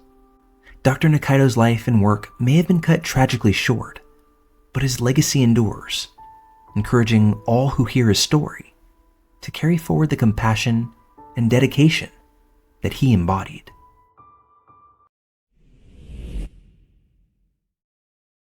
April 20th, 2008, Father Adelier Antonio de Carli, a Brazilian Catholic priest, took off on an unusual journey that he hoped would inspire his community and raise funds for a local charity.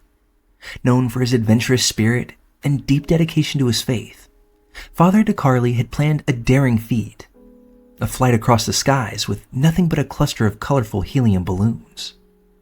It was a stunt designed to capture attention, but what started as an ambitious mission soon spiraled into a fight for survival. Father Adelier Antonio de Carli was not your typical Catholic priest. Born in Brazil, he was known for his boundless energy, adventurous personality, and unorthodox methods of reaching his community. In the town of Paranagua, where he served as a parish priest, Father de Carli worked tirelessly to uplift his parish and encourage his congregation, often coming up with creative ways to raise awareness and funding for those in need. His parishioners admired him for his compassion and for his devotion to both his faith and his community. By 2008, Father DeCarli was focused on his latest mission, raising funds to build a spiritual rest stop for truck drivers traveling through Brazil's treacherous highways. The project was close to his heart, and he knew he'd need to do something unique to capture public attention and gather the support that he needed. With a love for adventure, he came up with a bold plan that was as daring as it was unusual: a cluster balloon flight, a method of flying typically reserved for extreme sports enthusiasts. Father DeCarli was determined to use his flight to raise awareness and funds for his cause. But while he was passionate, he was also quite inexperienced in aerial navigation. His mission would require him to ascend high into the sky, exposed to wind currents and the elements, with nothing but helium-filled balloons tethered to a chair beneath him. Despite the risks, Father DeCarli felt a sense of purpose, trusting that his faith and determination would see him through this challenging journey.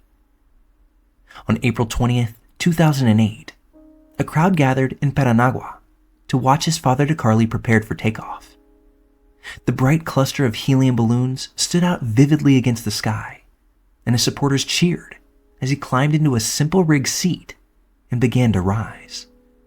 The spectacle itself was captivating, the crowd filled with admiration for the priest's bravery as he ascended higher into the sky, reaching altitudes that few had imagined he would dare to reach.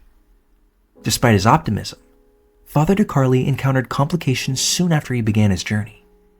Equipped with a GPS device, a cell phone, and a satellite phone, he planned to navigate his flight and maintain communication with his team on the ground. However, the situation quickly became precarious.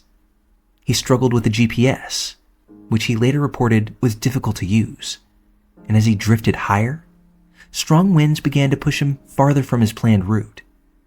Within hours, he found himself at the mercy of unpredictable weather patterns, drifting away from the mainland and over the vast expanse of the Atlantic Ocean. For several hours, Father DeCarli remained in contact with his support team, expressing his concerns as he continued to drift further from his intended course. Although he remained calm, his team grew increasingly worried. The wind was now carrying him out to sea, and as evening approached, the temperature began to drop, adding to the risks he faced. His cluster balloon flight had become a high-stakes struggle to regain control. As night fell, Father DeCarli's situation became critical. The strong ocean winds had taken him far beyond the reach of easy rescue, and he was losing altitude over the cold waters of the Atlantic. His team urged him to descend slowly and find a way to bring himself down, but the priest was quickly running out of options. With his GPS malfunctioning and his cell phone reception fading, he placed a final call to his team, asking for their prayers and guidance. In his final communication, Father DeCarli's voice remained steady, though it was clear he understood the gravity of his situation. He prayed with his team over the phone and discussed options, but it was becoming increasingly clear that he was on his own, stranded far out over the open sea, with little chance of finding his way back. After this final call, communication with Father DeCarli was lost. His team was left in a state of shock and helplessness, realizing that the ambitious mission they had all believed in was now a fight for survival. Brazilian authorities were notified, and search and rescue efforts were launched, scouring the vast ocean for any sign of the missing priest. The hope was that he had managed to descend into the water safely and was still afloat, perhaps waiting for rescue. In the days following his disappearance, the Brazilian Navy and local search teams conducted an exhaustive search, combing the waters off the coast in the hope of locating Father DeCarli. Helicopters, boats, and even fishermen volunteered to join the search, all motivated by a sense of urgency and respect for the priest's mission. Yet, as days passed with no sign of him, the outlook grew grim. Several weeks after his disappearance, some of the balloons that had carried Father DeCarli were found floating in the ocean, confirming that he had indeed drifted far from his original path. The discovery intensified the search, but it wasn't until July, nearly 3 months after the flight, that searchers made a heartbreaking discovery. The partial remains of a body, confirmed through DNA testing to be that of Father Adelier Antonio de Carli, were recovered off the coast of southeastern Brazil. The news devastated his community, who had held out hope for his safe return. His parishioners, family, and friends were left with questions about how things had gone so terribly wrong, and whether anything could have been done to prevent this tragedy. For them, Father de Carli's loss was more than just the end of a charitable mission. It was a blatant sign of the dangers that come with attempting the extraordinary. Father de Carli's tragic flight highlighted the dangers associated with cluster ballooning, a highly unpredictable and experimental mode of flight. While adventurers and extreme sports enthusiasts sometimes undertake similar flights, such journeys typically involve careful planning, specialized training, and a team of experts to monitor conditions. Unfortunately, Father de Carli's mission was undertaken with limited resources and little experience, exposing him to risks that would prove deadly. In the wake of his death, many questioned the safety protocols, or lack thereof, that had been in place. Those closest to him wondered if the mission had been too ambitious, if perhaps commitment to the cause had led him to take unnecessary risks. Experts in aerial sports pointed out that relying solely on balloons and a chair, without a backup navigation system or trained personnel nearby, was a dangerous endeavor. Father de Carli's supporters were left with a sense of loss, but also an appreciation for his dedication to the mission, however unconventional. In the aftermath of his death, Father Adelier Antonio de Carli was remembered by his community as a courageous priest who gave everything he had to serve others. Though his flight ended in tragedy, many admired his dedication to his faith and his commitment to raising awareness for causes close to his heart. In his hometown of Paranagua, parishioners gathered to honor his memory, remembering him not for the manner of his death, but for the selfless life he led. For his supporters, Father de Carli's journey was a symbol of devotion, a reminder that he was willing to go to great lengths to make a difference. His congregation shared stories of his kindness, his energy, and his willingness to take risks for the good of others. They spoke of a man whose legacy was one of service, and whose memory would live on in the people he inspired. Father de Carli's story points to the fine line between courage and risk. His life and mission touched many people, and though his journey ended in tragedy, his legacy is defined by his compassion, his adventurous spirit, and his commitment to his faith. His untimely death has become a part of his story, but his memory lives on as a testament to those who seek to make a difference, even in the most unconventional of ways. The death of Father de Carli is a story that resonates with both caution and admiration. The death of Father de Carli is a story that resonates with both caution and admiration. It reminds us of the unpredictability of life, the sacrifices people make in service to others, and the deep impact left by those willing to push the boundaries for a cause that they believe in.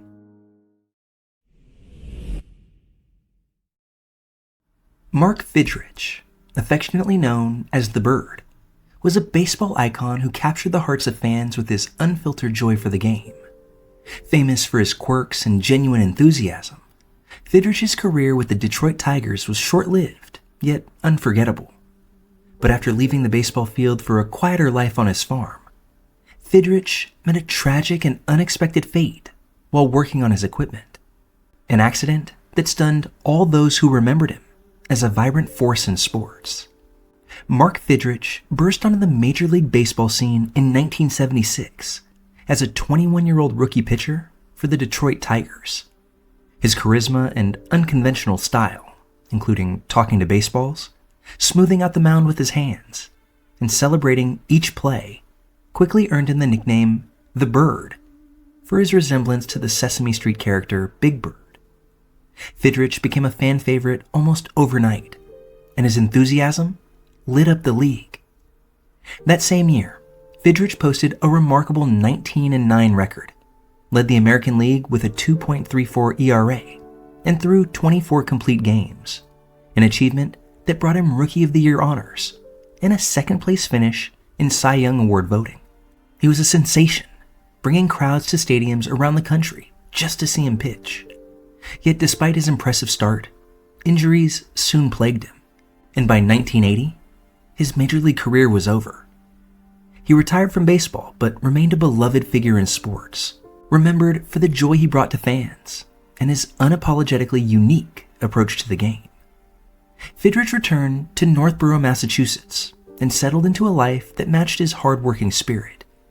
Embracing farm life, he found fulfillment in working with his hands, taking on everyday chores and equipment maintenance, even as fans still stopped by his farm from time to time in order to share their memories of watching him pitch. On April 13, 2009, Fidrych was working on his farm, performing maintenance on a dump truck he used frequently for farm chores. It was an ordinary day, and Fidrych was known for his hands-on approach, tackling repairs and upkeep around his property himself.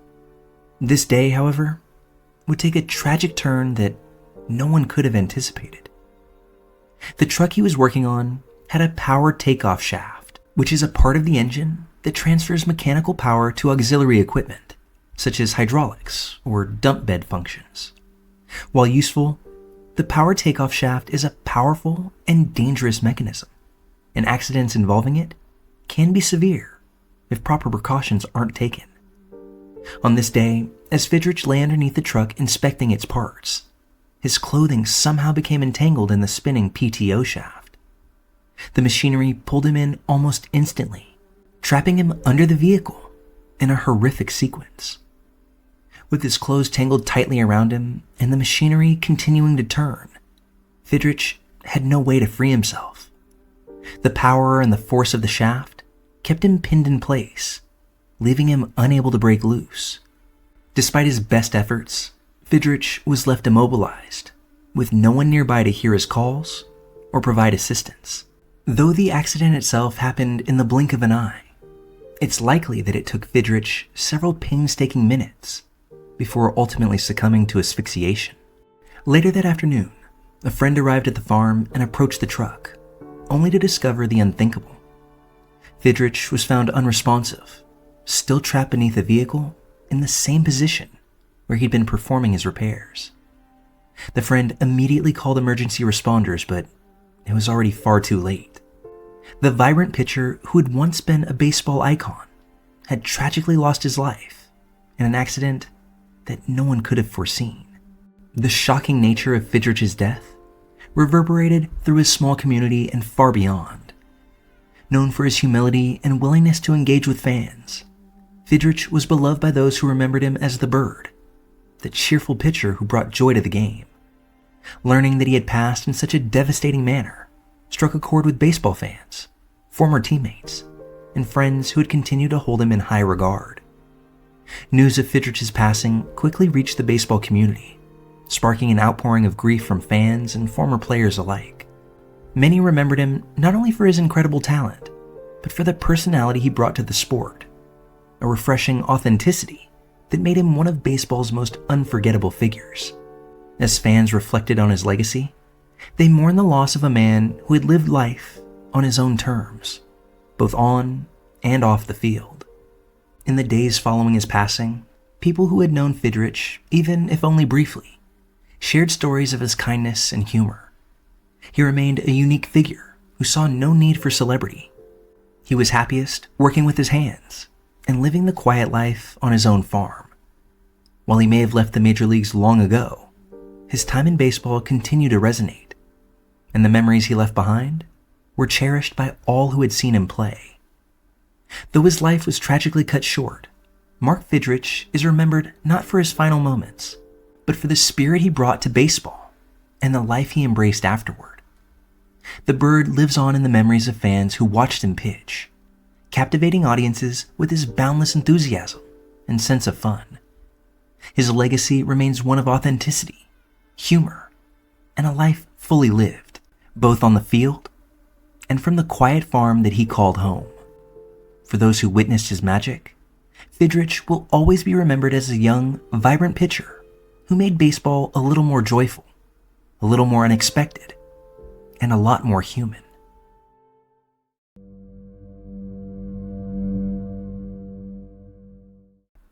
In June of 1946, the Von Alst family took a trip to Devil's Den State Park in the Arkansas wilderness.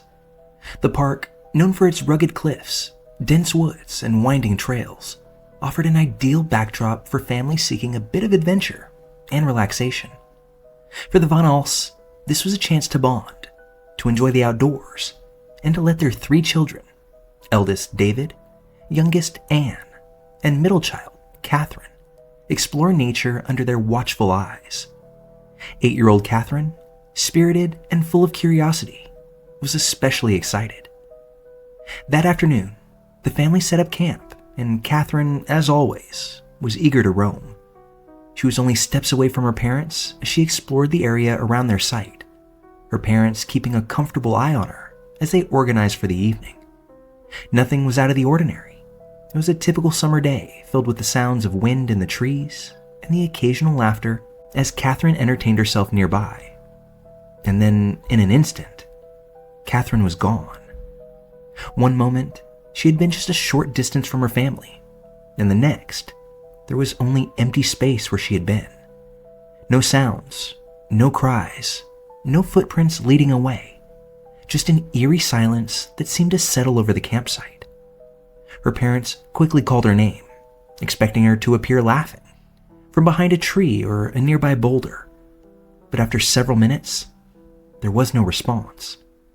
They searched every inch of the area where she had last been seen, but still, nothing. What had seemed like a simple game of hide-and-seek began to feel like something far more serious.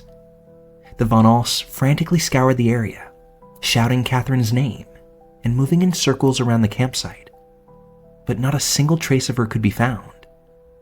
Within hours, what started as a carefree afternoon had transformed into a desperate search for a missing child. They reached out to local authorities, who quickly assembled a search party. Soon, the peaceful park was filled with volunteers, dogs, and even helicopters, all joining the search for Catherine. The area was combed with precision, every inch of the rugged landscape covered by volunteers and rescuers. Yet no footprints, torn clothing, or signs of a struggle were found.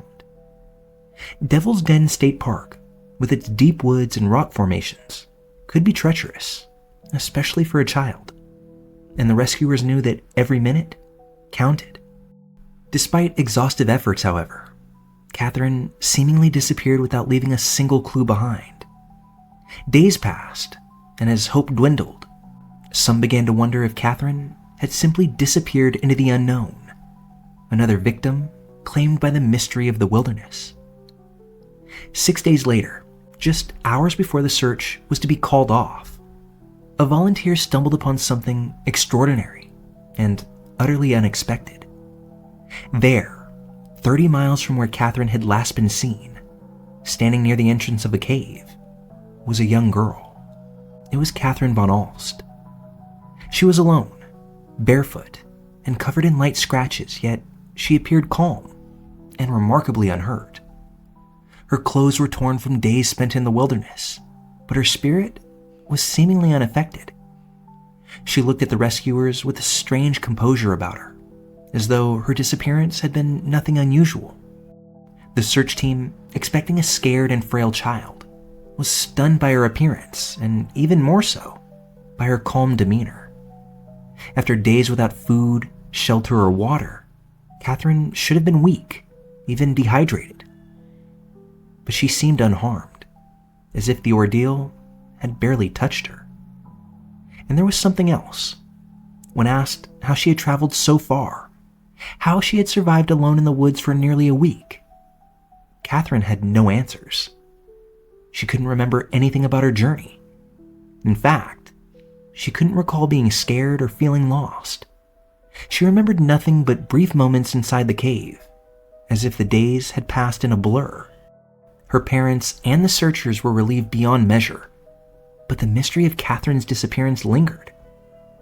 How had a child so young managed to survive alone in such a harsh environment, traveling over 30 miles through dense, challenging terrain? Experienced hikers often struggled in this park, where deep ravines, thick forest, and rocky cliffs posed serious risks. Yet, Catherine had not only survived, but seemed almost unfazed. Searchers had meticulously combed every part of the area surrounding the campsite, covering miles and retracing their steps, and they couldn't explain how Catherine had evaded them. And then there was her demeanor. Many who encountered her that day recalled that she was calm, almost serene, as though she'd never been in danger at all. While one might expect a lost child to be emotional, perhaps overcome with relief or fear, Catherine stood there quietly, simply observing her rescuers as if their presence was entirely expected. Some of the searchers would later describe her as oddly at peace, as though she'd known she would be found and had simply waited for it. When doctors examined Catherine, they found no signs of dehydration or malnutrition, which only served to puzzle them further. After 6 days without food or water, a child's physical state would normally be far worse. Catherine's family, overjoyed by her safe return, could only speculate about what she had experienced during her time in the wild. And despite the questions, Catherine herself never had answers. Her memory of those 6 days remained blank, as if time had just slipped away. Her case remains one of the most unsettling mysteries documented in Devil's Den, and to this day, no one can say for certain how Catherine survived, how she traveled so far, or why she had no memory of her journey. Some have suggested she may have found temporary shelter or unknowingly received help from someone in the woods, but there was no evidence to support these theories. Others have proposed more fantastical explanations, ideas that only add to the eerie allure of Devil's Den, a place known for its beautiful landscapes and its secrets. The Von Alls moved on, grateful for Catherine's safe return, yet the question of her disappearance never truly faded. It stands as a reminder of the wilderness's ability to take and return people in ways we may never fully understand. Catherine Von All's story is one that haunts Devil's Den to this day, a case that defies logic and leaves us wondering, what really happened to her out in those woods? This is one of the stories where I'm left at a complete loss, so if you have thoughts of your own, I'd love to hear them in the comments down below.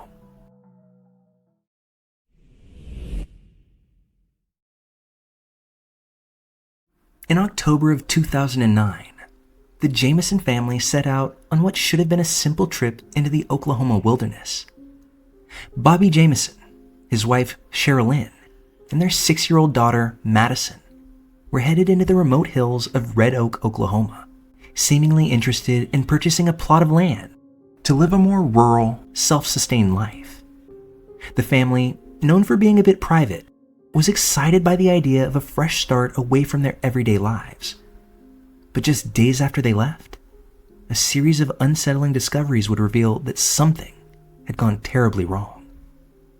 The first sign of trouble came when the Jamisons' truck was found abandoned on a dirt road in a heavily wooded area of Red Oak. Inside the locked truck, authorities discovered an eerie scene. The Jamisons' IDs, wallets, Sherilyn's purse, and even Bobby's cell phone were all left behind, untouched. It looked as if the family had simply stepped away for a moment, but even more disturbing was what they found in the back seat. The family's beloved dog, Maisie, weak and barely alive after several days without food or water. The sight of Maisie left searchers and family members with a chilling realization. Whatever had happened to the Jamisons, it was sudden and unplanned. They would never have willingly left Maisie behind. But that wasn't all.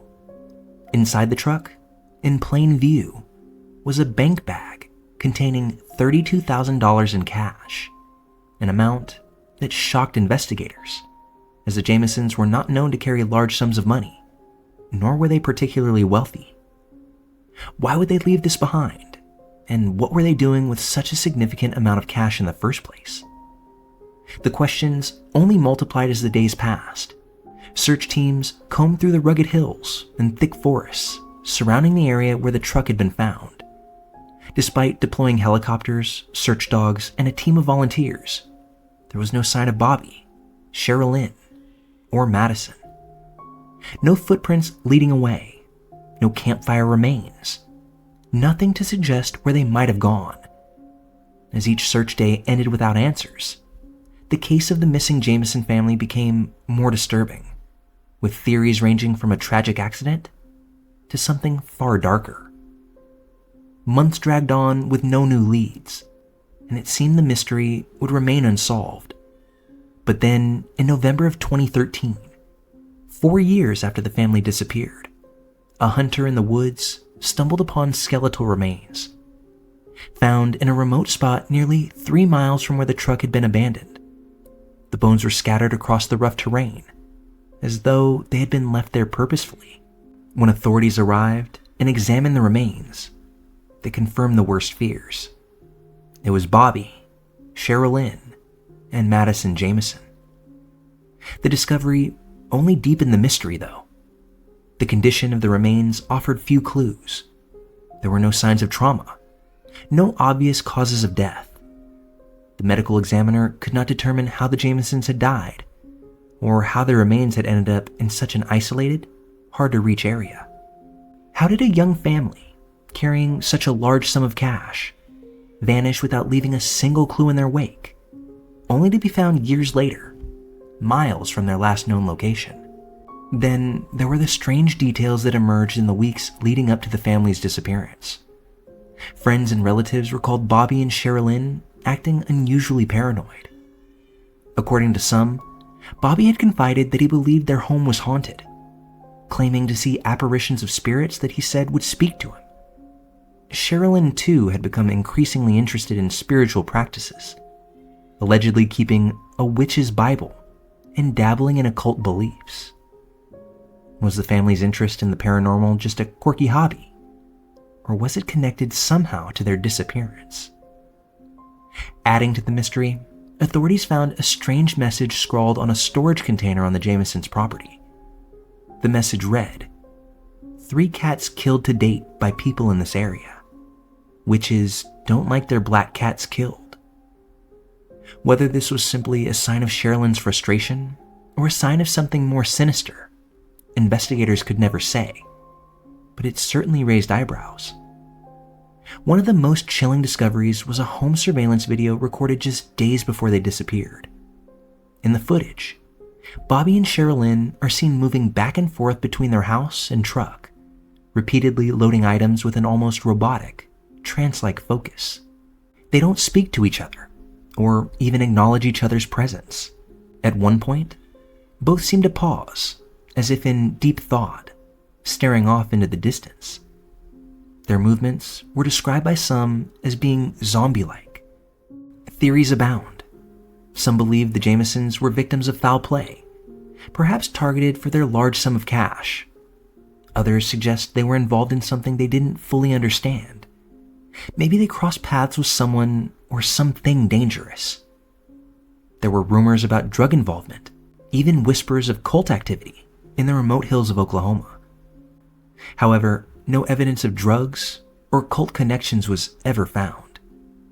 As for the money, some suggest that Bobby might have been involved in some kind of secret deal or was hiding money for some unknown reason, but friends and family members insist that wasn't like him. The large cash sum remains one of the case's many unanswered questions. One more piece of the puzzle that makes the Jamison story so haunting. And then there are those who say the wilderness of Red Oak itself is to blame. A vast, quiet landscape that swallows up its secrets. There are places in the wild, they argue, where strange things happen, where people lose their way and are never the same. Perhaps the Jamisons wandered too far into a place like that, a place that simply doesn't let go. The official investigation concluded without a definitive answer. As of November 2024, the cause of the Jamison family's deaths remains undetermined. The events leading up to their disappearance, a dark mystery that may never be solved. The questions remain: what drove Bobby, Sherilyn, and little Madison deep into the wilderness? Why was there so much money left untouched in their truck? And who or what was responsible for the fear and paranoia that gripped the family in the days before they disappeared? The Jamison family story is one that lingers, a case marked by unsettling details and endless speculation. But perhaps the truth lies somewhere out in those remote Oklahoma hills, buried along with the secrets of Red Oak.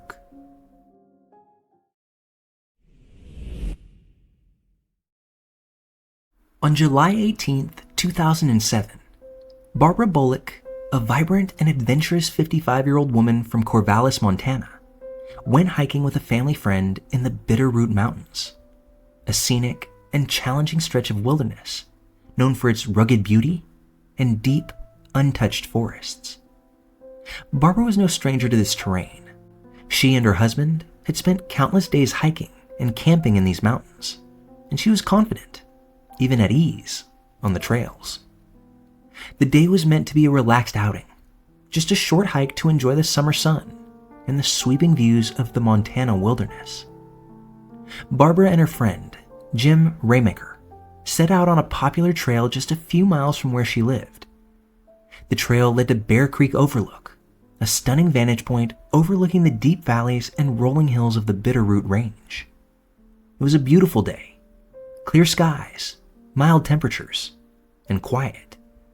The kind of day hikers dream of, but what was supposed to be a peaceful afternoon in nature would become a haunting, unsolved mystery. According to Jim, the two of them walked for hours, stopping to admire the views and take photographs. As they reached a point along the overlooked trail, Jim stopped to examine a rock formation, kneeling down just a few feet off the path.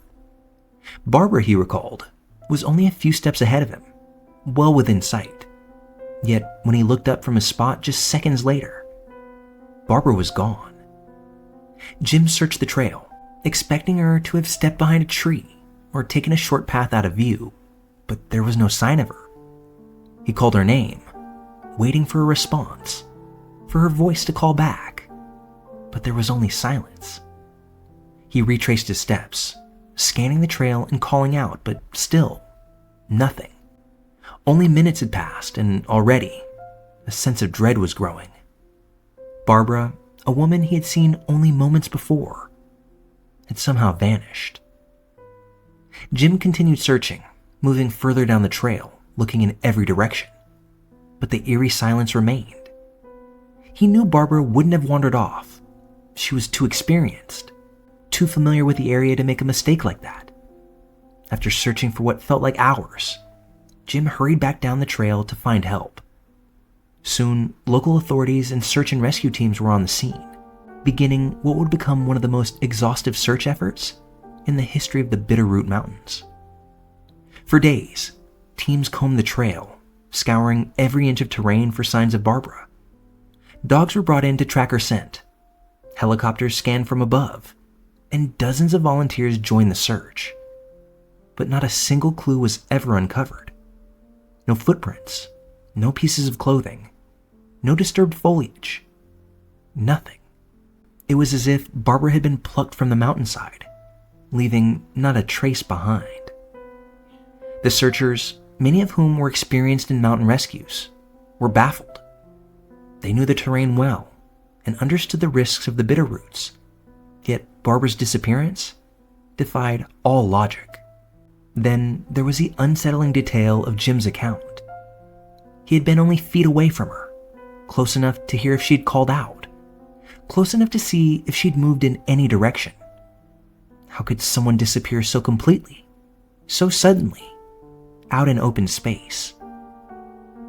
Barbara's husband Carl was devastated. He was familiar with every twist and turn in that trail and spent countless hours helping with the search, refusing to give up hope. But as the days turned into weeks, hope began to fade. Authorities conducted interviews, trying to piece together a clearer picture of what might have happened. But there were no known threats, no suspicious individuals reported in the area, no explanations that fit the details of that day. The case eventually grew cold, leaving Barbara's family in an agonizing limbo, without closure, without answers. In the years that followed, theories began to emerge, each one trying to explain the unexplainable. Some speculated that Barbara had fallen, perhaps down a hidden ravine or into a concealed crevice. But search teams covered every inch of that area thoroughly, and a fall of that nature would have left signs, some trace of her presence. Others wondered if she might have encountered a wild animal, though this too was deemed unlikely. There were no signs of struggle, and the area was not known for high levels of dangerous wildlife encounters. Then there were those who suggested something even stranger, that Barbara had experienced a sudden, complete disorientation, a psychological break that led her off the trail without understanding why. But to those who knew Barbara, this theory seemed just as unlikely. She was grounded, level-headed, and experienced in the outdoors. Friends and family could not believe she would simply walk away from her companion, especially without any indication of distress. And finally, there are the theories that linger in the shadows of the wilderness. Speculations about the Bitterroots themselves, known for their stories of strange disappearances and unexplained events. Some locals believe there are places in the mountains where reality blurs, where the wild takes back those who enter it, leaving them lost forever. Could Barbara Bullock have ventured, unknowingly, into one of these places? Did the wilderness of Montana simply swallow her whole? As time wore on, the unanswered questions only deepened the mystery. How could Barbara, an experienced hiker with a companion nearby, disappear in an instant? What took her from that overlooked trail? And why did no evidence, no clothing, no trace, ever emerge? Barbara Bullock's case remains open, her name etched into the history of unsolved disappearances in the Bitterroot Mountains. For those who knew her, the ache of her absence lingers, a presence felt even in her silence. To this day, hikers pause along Bear Creek Overlook, feeling the weight of her story, the strange emptiness of her final steps on that trail. And while her loved ones have learned to carry on, the question of what happened on that summer day in 2007 haunts them still. They, like so many others, are left only with the mystery, the unsettling sense that sometimes, in places like the Bitterroots, the earth itself holds secrets it will never give up.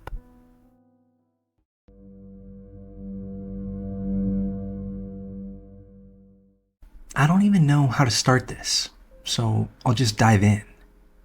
My mom and stepdad have always been into New Age beliefs, crystals, meditation, energy work, all that stuff. It was never really my thing, but it felt harmless, just something they enjoyed. But lately it's been different.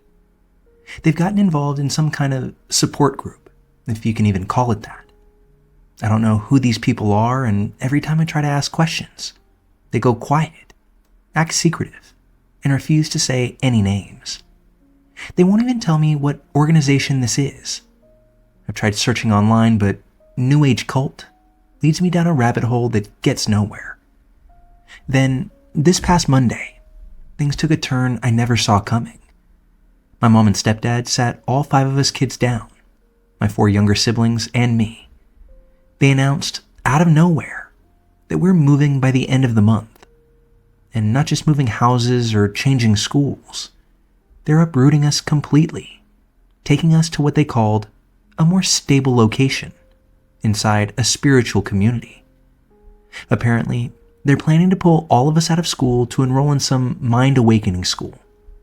I pressed them for more details, tried to find out what they meant, where we'd be going, but they just shut me down. My mom told me I'm still a child in mind, body, and spirit, so I just need to listen and not ask questions. Since then, my heart has been pounding constantly. I can't shake the feeling that something terrible is coming. And this isn't just a spiritual decision or some harmless New Age belief. It feels darker. The next day, Tuesday, my parents completely cut us off from the outside world. No internet, no phone, no TV. They told us it's because the internet is full of lies from them. And suddenly, they're watching me and my siblings with this intense focus, like they're guarding us. I couldn't even slip away for a minute without one of them hovering close by. They've shut us into a kind of prison, all in the name of protecting us. But last night things got even worse. 3 strangers came over to the house. They gathered all 5 of us kids together and started talking to us, taking us aside one by one. I ended up alone in a room with this old man, someone I'd never seen before in my life. He looked me dead in the eye and told me that my mind is closed and that I'll learn to open it, as my parents did. He talked about these leaders who were eager to meet me and get me into their programs. I felt sick to my stomach, but I couldn't say anything. I just sat there, frozen, listening to this man talk about how my awakening was coming, how I'd soon see the truth, like my parents had. I couldn't sleep after that. I spent the whole night lying awake, staring at the ceiling, feeling trapped in my own home. My dad lives in another state, but he has shared custody. He's supposed to call me every night, but since Monday, nothing. My mom says he's been informed and supports all of this, but I don't believe her. I tried calling him this morning, but he didn't pick up. It feels like he's slipping further and further away, like they're trying to isolate me completely. Today, I managed to get out of the house for the first time in days. I told them I was going to the park, but I came straight to my friend's place. Her parents aren't home, so we're here alone. She's calling them, and I think I'll stay here tonight if I can. But even here, away from the house, I can't shake this feeling of dread, this sense that I'm being pulled into something I can't escape. I don't know what to do. I feel like I'm watching my life spiral into something unrecognizable, something dangerous. I don't want to end up in some compound with these strangers, with leaders who talk about mind awakening and closed spirits. I'm afraid that if I don't leave now, I'll be trapped there, wherever that is, forever, with no way back. If anyone listening to this has been through something like this, or knows what I can do next, please reach out. I'm running out of time and options, and I can't do this alone.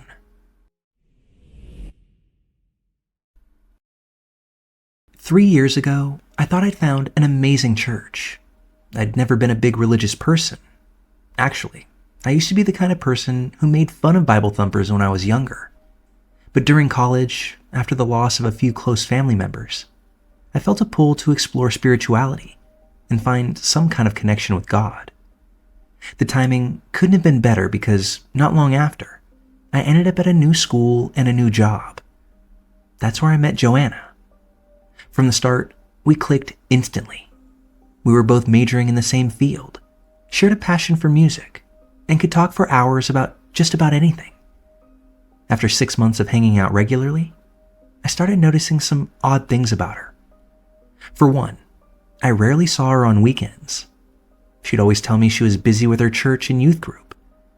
When I asked what religion she was, she said, non-denominational Christian, then quickly changed the subject. As time went on, Joanna started to show up to work and classes less often, and when she did, she looked exhausted, drained. Rumors started floating around that she was using drugs, but I knew that wasn't true. We'd always shared a strong dislike for drugs and the whole hard party scene. Then, after a month of barely seeing her, Joanna called me out of the blue and asked if I'd meet her at a Denny's. When I got there, she pulled out her phone and showed me this professional-looking video of her church's recent volunteer work. Joanna spoke with so much passion about the community service they did, how much they were giving back, and how fun it was. Her excitement piqued my interest, and I asked the name of the church, but again, she kept it vague. All she'd say was that it was a non-denominational Christian church. Then she looked at me and asked if I'd come with her, right then and there, to see for myself. It was already 10 o'clock at night on a Wednesday, but I was curious. So we drove out of town and eventually stopped at this small, plain-looking building, a combination between an office and a warehouse. The first thing that struck me was that there were no signs, no crosses, no pictures of Jesus or anything religious at all. It looked like a daycare or maybe a learning center. But the moment I stepped inside, women rushed over and hugged me like I was their long-lost friend. I later learned that what I'd experienced was called love bombing, but at the time, it just felt a little overwhelming. Before I knew it, I was sitting with Joanna and a woman a few years older than me, who pulled out a dry erase board and began explaining Bible passages. Her study made sense, nothing unusual, until she asked me if I was ready to be baptized. By then, it was close to midnight. I felt a strange sense of obligation, though, because I was out in the middle of nowhere, with no way to get home on my own. These people were cooking food for me, talking to me about God, and they kept looking at me with this intensity that almost felt desperate. When I hesitated, they told me it would only take a few minutes, and besides, God is watching.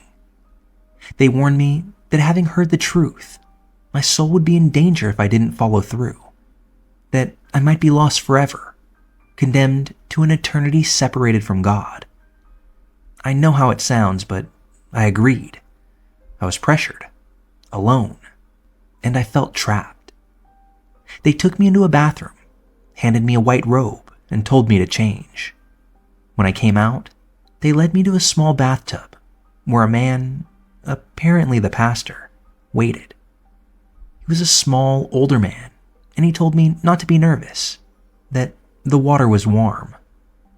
I knelt in the bathtub as the lights dimmed, and suddenly, all the women came in, veils covering their heads, chanting in this low, strange monotone. The pastor leaned in, spoke words in another language, and baptized me in the name of a God I'd never heard of before. That's when the fear really set in. Afterward, I was dazed, uneasy, but I was still stuck. Joanna had driven me far outside town, into a county I didn't know, and I had no way to leave. They made me more food, told me to eat, and then started talking about how I was now part of their family. They kept hinting that I'd learn more about what this all meant when I came back for further studies. And I did go back. That night left such a mark on me that it pulled me back in, and soon enough, I was spending most of my time there. The church took over my life. I became so brainwashed that I actually thought they were my family, that they were the only people who really cared about me. I did things I'm ashamed of. I brought people in, made them feel comfortable within this church, and spent days on end doing this. Eventually, I found out that Joanna had been targeting me from the beginning. She wasn't a friend. She was just a recruiter, forming a fake friendship with me to pull me in. And that's what I became for the church too, a recruiter. After months, something in me finally broke. I started to wake up, to see things for what they were. I found a way to distance myself and disconnect from them, but it was hard. I cut ties and worked on deprogramming myself from all the things they drilled into me. It was a haunting, painful process, something no one should have to go through. Even now, I still see Joanna from time to time, moving in packs with other women from the group. They're always scanning the campus, wandering through malls, looking for someone new to pull in. And whenever I see her, I hide, because I know exactly what she's doing and what it cost me to escape.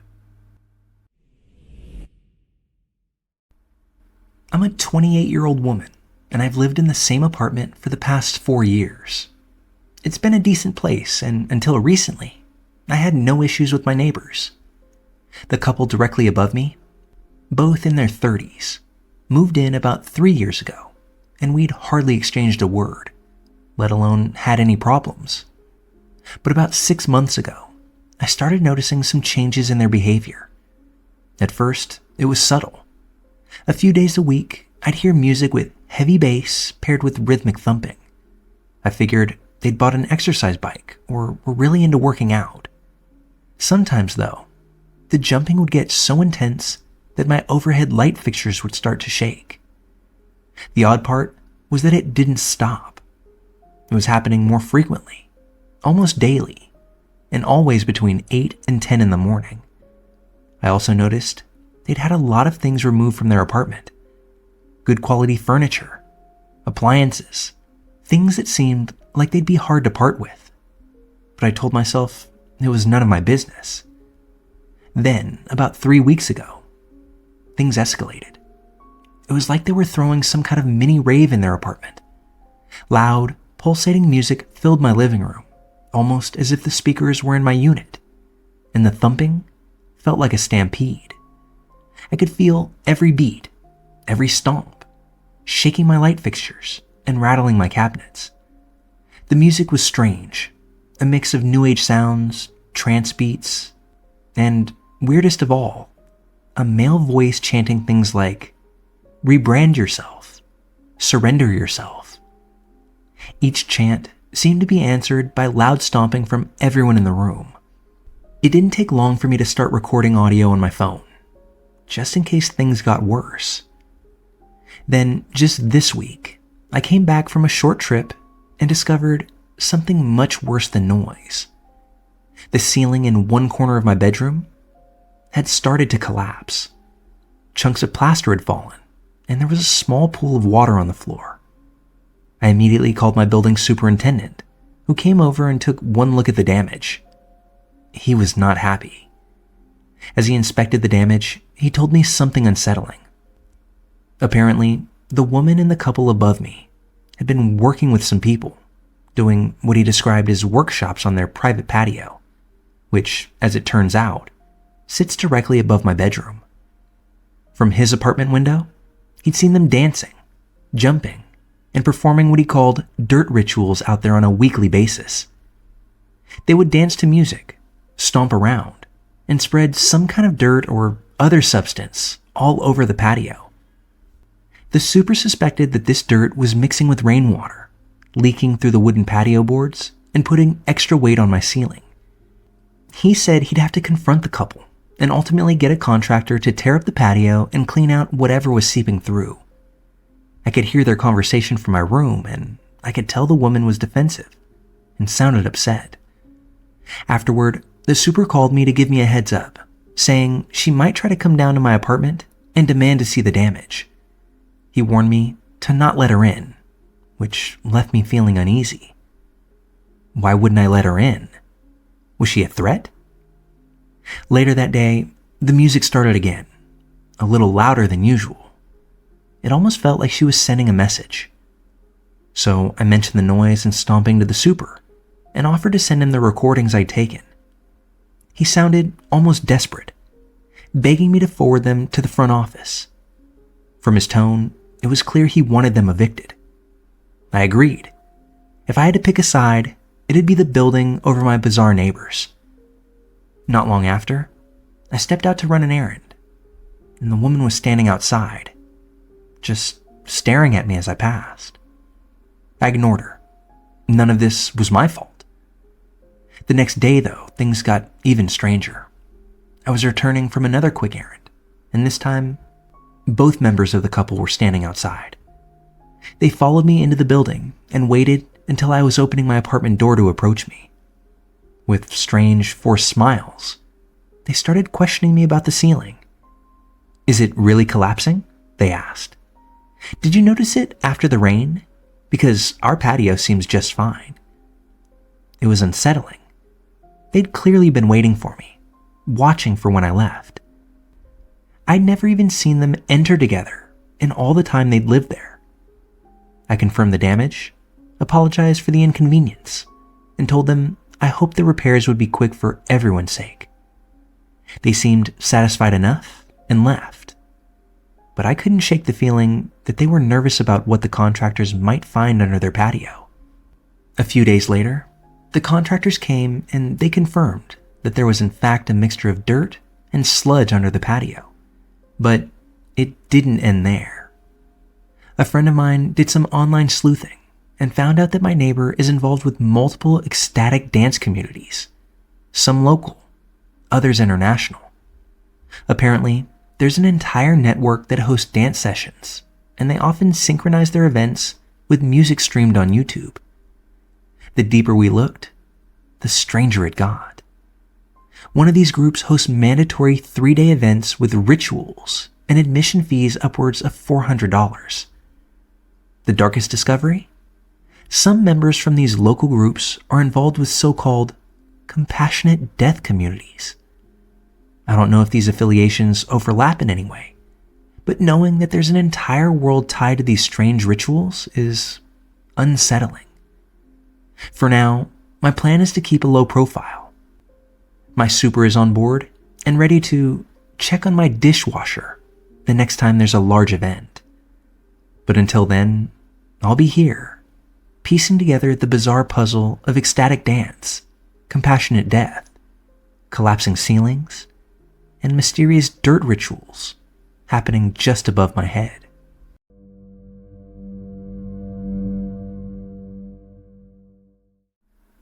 In the mid-1970s, the town of Circleville, Ohio, was the kind of place where doors stayed unlocked, where families shared backyard fences, and where everyone knew their neighbors. Life was simple here, with the quiet rhythm of a small town undisturbed. Until the arrival of strange letters. No one knew who sent them, and no one knew why. But these letters brought whispers of secrets and shadows of betrayal, painting the town in suspicion and fear. This is the story of the Circleville Rider, a shadowy figure who would ignite fear, suspicion, and even tragedy across the town. Despite arrests, theories, and decades of searching, this case remains a haunting mystery that is yet to be solved.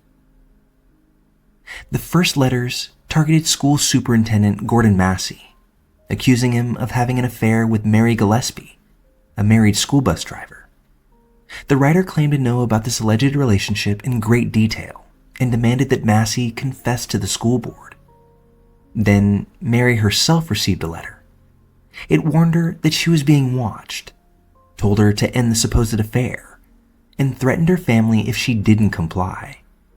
Mary was horrified. She shared the letter with her husband Ron and denied any affair with Massey. They decided to keep quiet, hoping that the letters would stop. But they didn't. They only grew bolder, mentioning details of Mary's life and repeating the demand that she confess.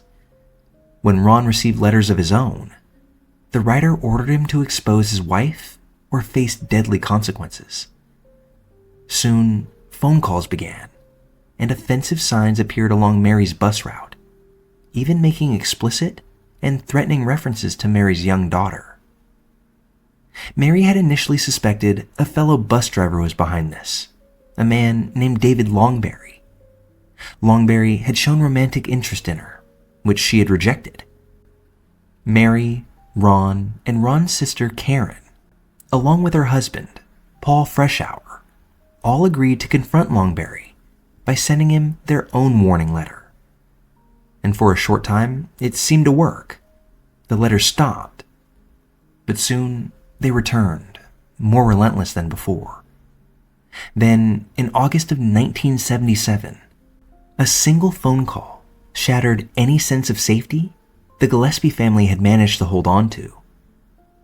Ron answered the call, his expression changing from confusion to fury. No one knows exactly what was said on the other end of the line, but whatever Ron heard was enough to make him grab his gun and storm out into the night. He left without any explanation, with only the darkened road ahead and the urgency of vengeance or justice in his eyes. The small-town secrets stretched in eerie silence as his truck disappeared into the darkness. Hours later, the quiet night was broken by the sound of his truck, found crashed into a tree. Ron was dead, the gun found beneath him. It was found that a single shot had been fired somewhere along the way, though at what, no one could say. To this day, that phone call remains a mystery, an eerie echo from the past that lingers unanswered, perhaps holding the key to a secret that would die with Ron that night. Though his death was initially ruled an accident, many believed it was something darker. His blood alcohol level was suspiciously high, far above what friends and family believed possible for Ron. And even stranger, as noted before, his gun had been fired once, though no bullet was ever found.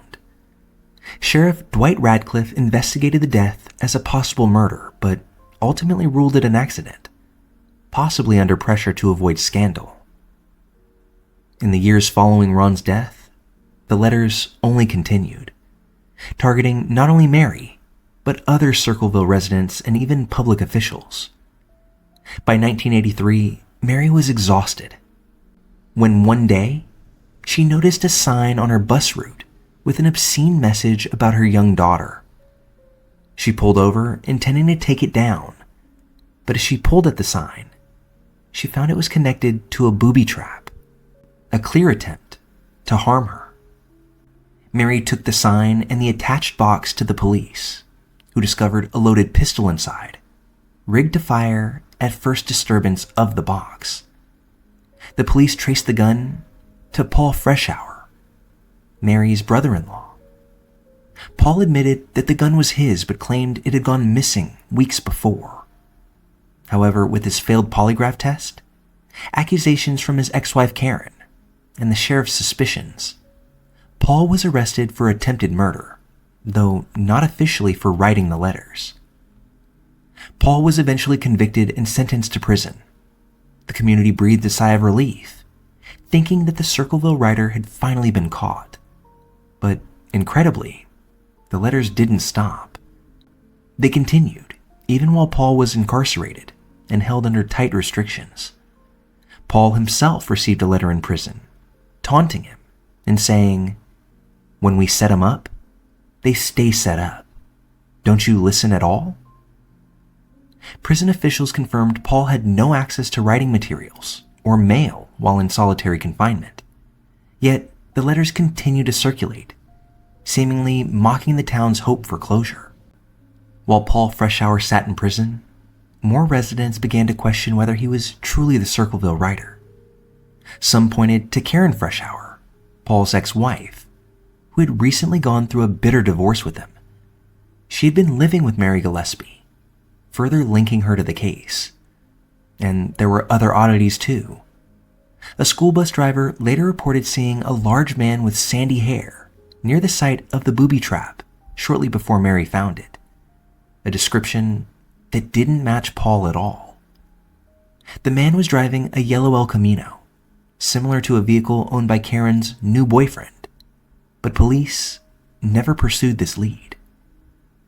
Some believe that the Circleville letters weren't the work of one person, but of several. How else could the writer have known so many intimate details about the lives of so many people in the area? But if it were a group, they took their secret to the grave. No one has ever confessed or provided evidence of their involvement. Paul was released from prison in 1994, and he continued to profess his innocence until his death in 2012. Intriguingly enough, around the time of his release, the letters altogether stopped. There have been no known letters since 1994, leaving many to wonder, was the Circleville writer truly Paul? Or did the real writer simply decide to disappear? In recent years, CBS's 48 Hours revisited the case, enlisting a handwriting expert who linked the letters to Paul. But former FBI profiler Mary Ellen O'Toole believes this evidence isn't definitive. O'Toole argues that there are traits suggesting the writer might have been female and not particularly educated, while Paul had multiple college degrees. The debate rages on, but one thing is clear. No conclusive proof has ever been found to pin the letters definitively on Paul, or anyone else for that matter.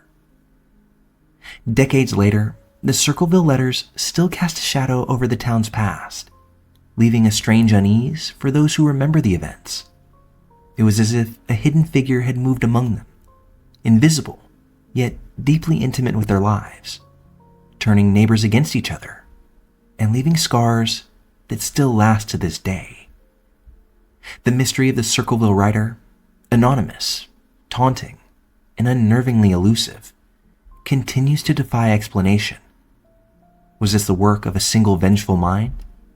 Or was it a tangled conspiracy involving multiple people with secrets of their own? The letters stopped abruptly, leaving only questions in their wake. And perhaps that silence is the most unnerving part of all. Today, the Circleville Rider exists as an enigma frozen in time, a puzzle left deliberately unsolved, challenging us to ask questions that may never have answers. And maybe, just maybe, the truth lies somewhere within that silence, known only to the writer, who disappeared as mysteriously as they arrived.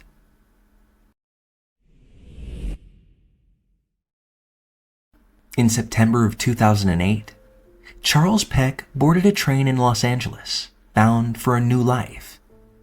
It was an ordinary journey with extraordinary meaning, a trip that marked a fresh start, an eagerly anticipated future.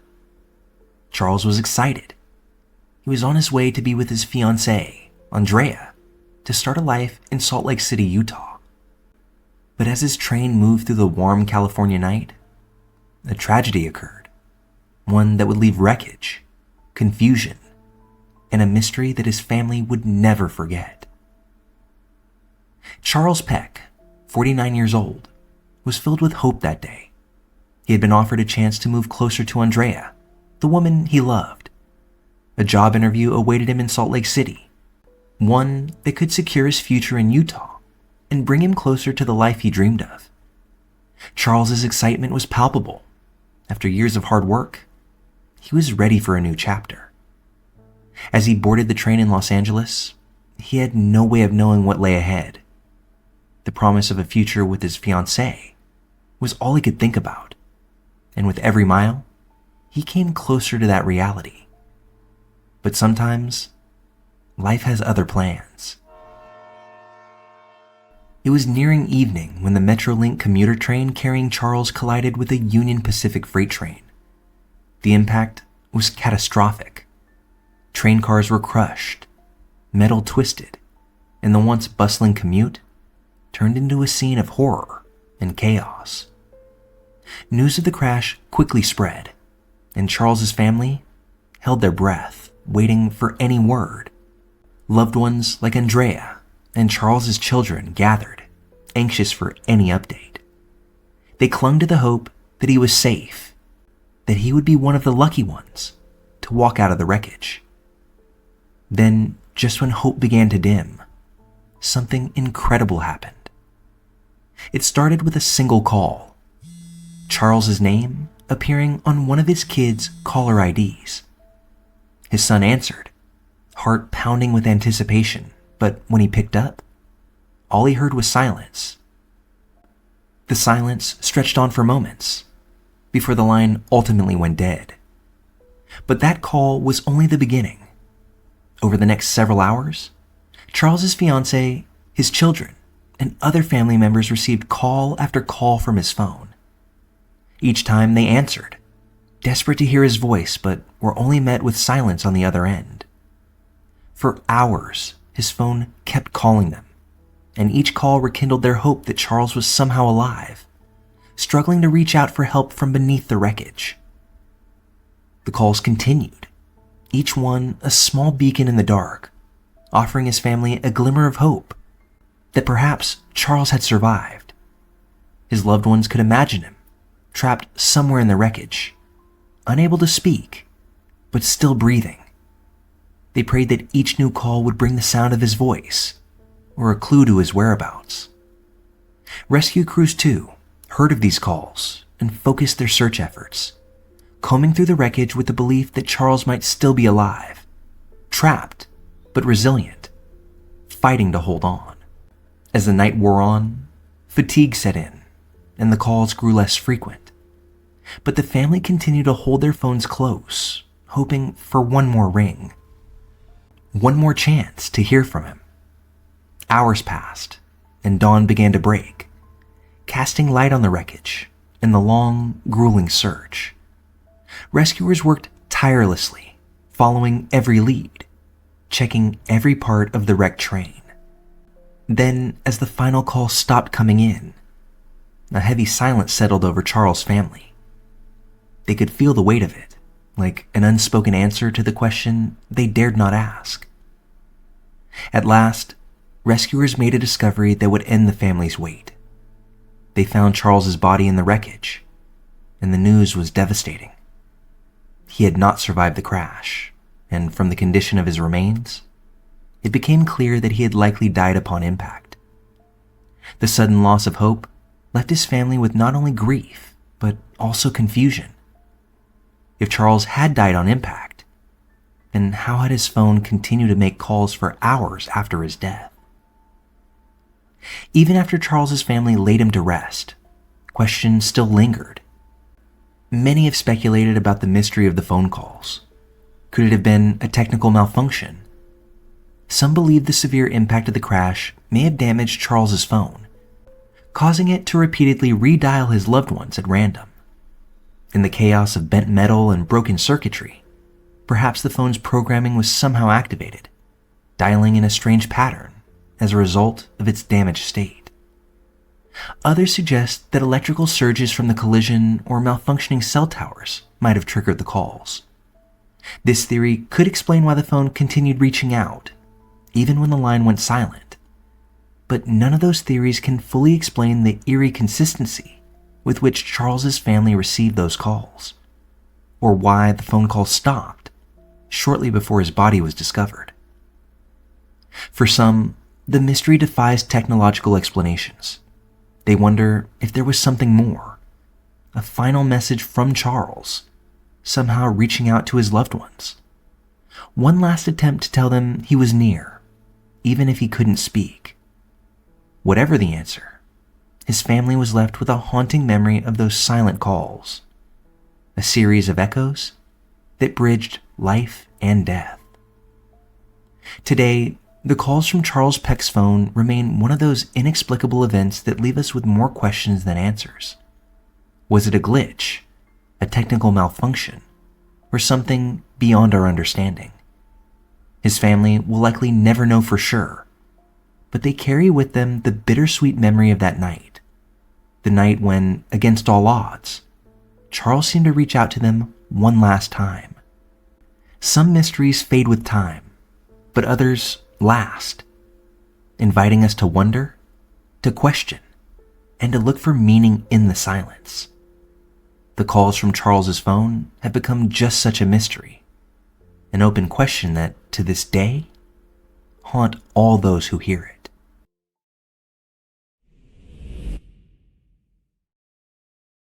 In September of 2015, Henry McCabe, a 32-year-old man from Minnesota, vanished after a night out with friends. He was an immigrant from Liberia, a husband and a father, known for his kind nature and joyful spirit. But something went terribly wrong that night. What began as an evening of socializing quickly turned into a mystery that has haunted his family, the police, and anyone who has heard the chilling voicemail he left in the early hours of his disappearance. This is the story of Henry McCabe, the night he vanished, the terrifying message he left behind, and the questions that still surround his tragic death. On September 6, 2015, Henry McCabe spent the evening out with friends at a bar in Spring Lake Park, Minnesota. His wife, Corrine, was out of town visiting family, so Henry took the opportunity to enjoy a night out with his friends. The evening was mostly uneventful, with the group chatting and drinking until later in the night, when Henry's friends noticed a shift in his mood.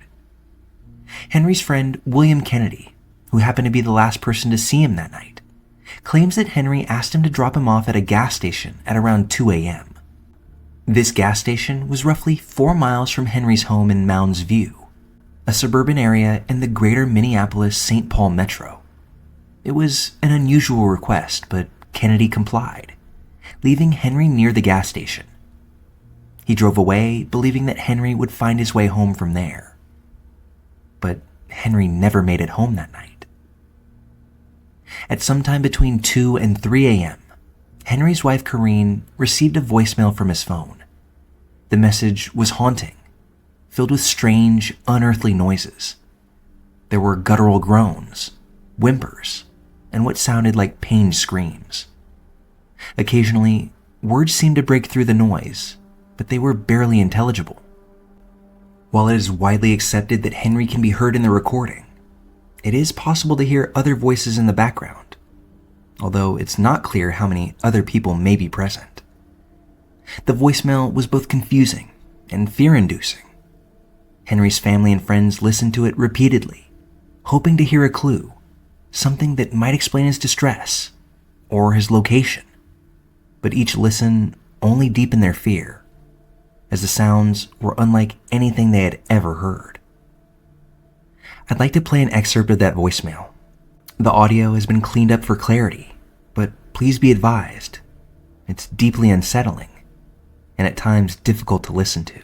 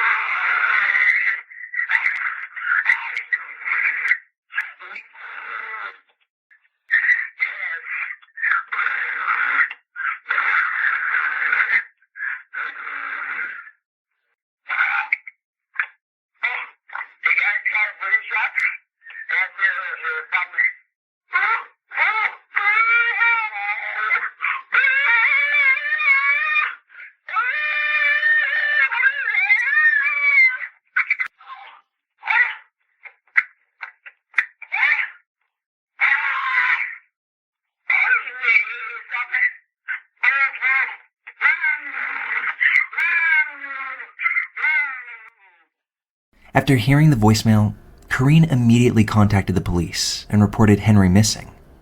His family and friends sprang into action, contacting local authorities and beginning a search.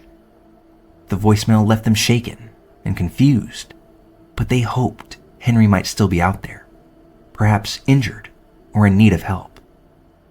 Days passed and searches continued, but there was no sign of Henry. No credit card use, no phone activity. Nothing to indicate where he might have gone.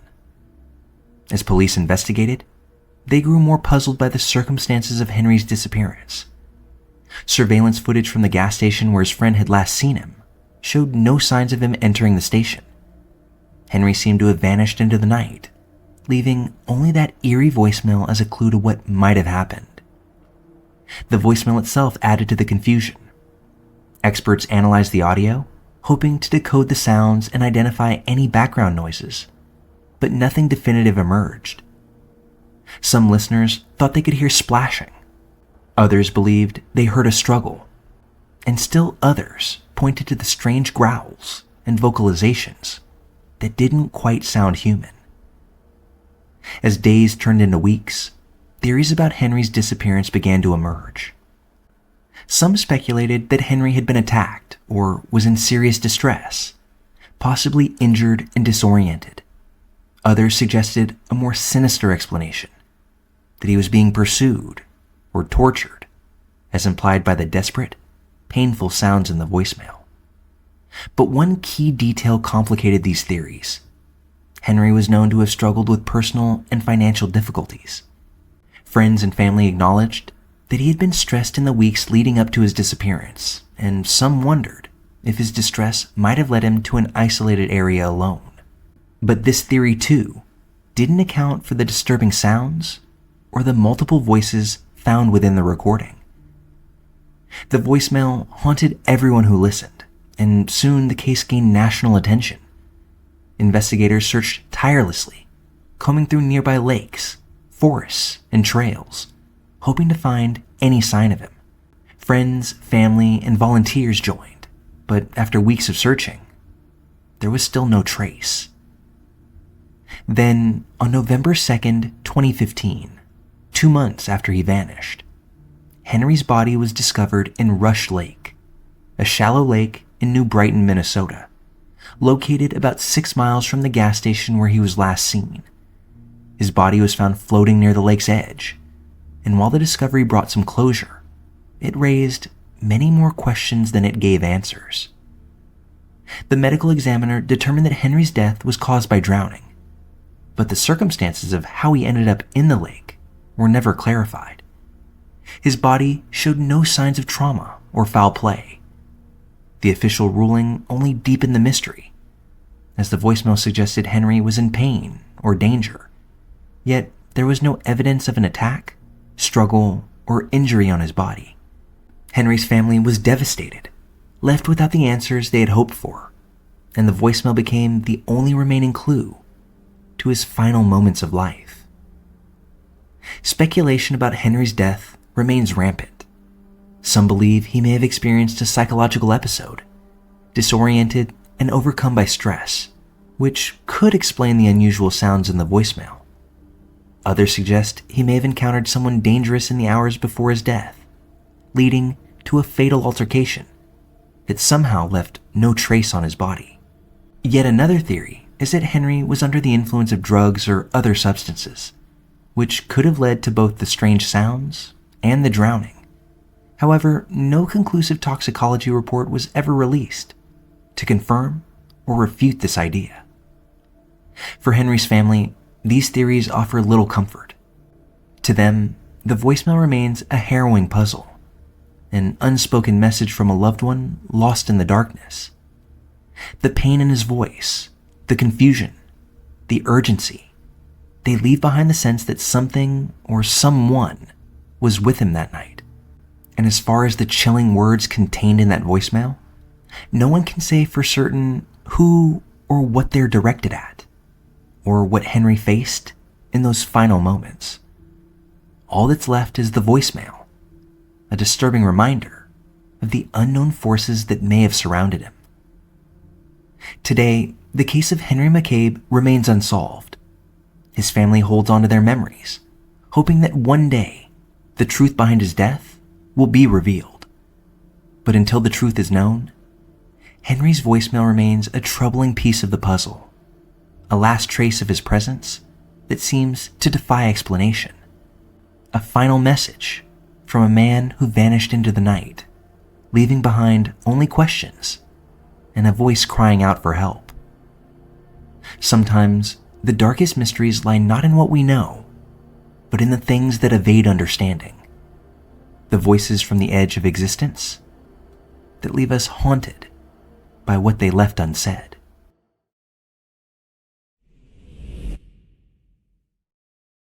Dorothy Jane Scott was a devoted single mother, living a quiet, simple life in Stanton, California. She spent her days working as a secretary at a small business in Anaheim, and her evenings caring for her 4-year-old son. Dorothy was reserved and deeply religious, a woman who kept to herself, avoided nightlife, and stayed close to her family. By all accounts, her life was steady, predictable, until one day in early 1980, everything changed. It started with strange phone calls. Each time Dorothy picked up, she heard the voice of an unknown man, a voice that seemed to know her every move, as though he were watching her. His words left her feeling exposed, vulnerable, as if someone were following her every step. Disturbed by this, Dorothy reported the calls, hoping they would stop and that life would return to normal. But one night, Dorothy simply vanished, leaving no trace, no explanation, only an enduring mystery that would plague her family for years to come. At first, Dorothy tried to brush off the calls, thinking they might be harmless pranks, but the voice on the other end of the line seemed to know things he shouldn't. He described details about her daily routines and mentioned clothing she wore or places she had recently been.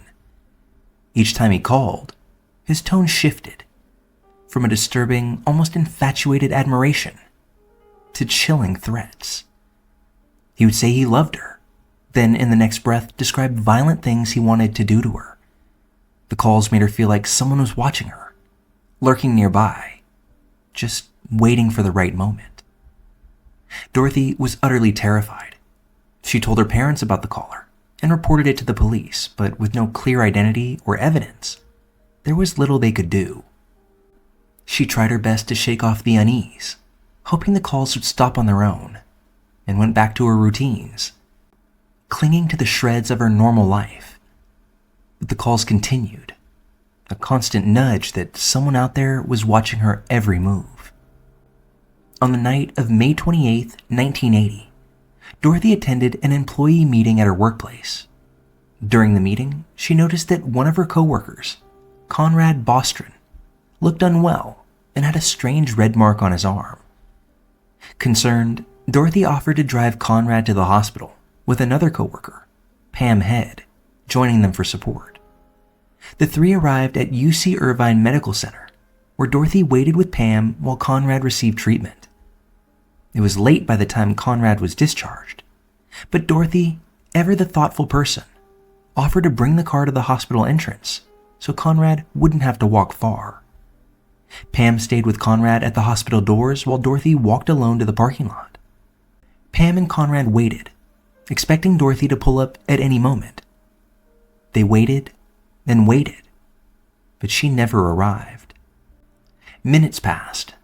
Pam and Conrad grew concerned, looking down the road for Dorothy's car, when suddenly they saw her white Toyota station wagon speeding towards them, its headlights blinding in the darkness. But before they could wave her down, the car veered sharply out of the lot and disappeared into the night, leaving them in stunned silence.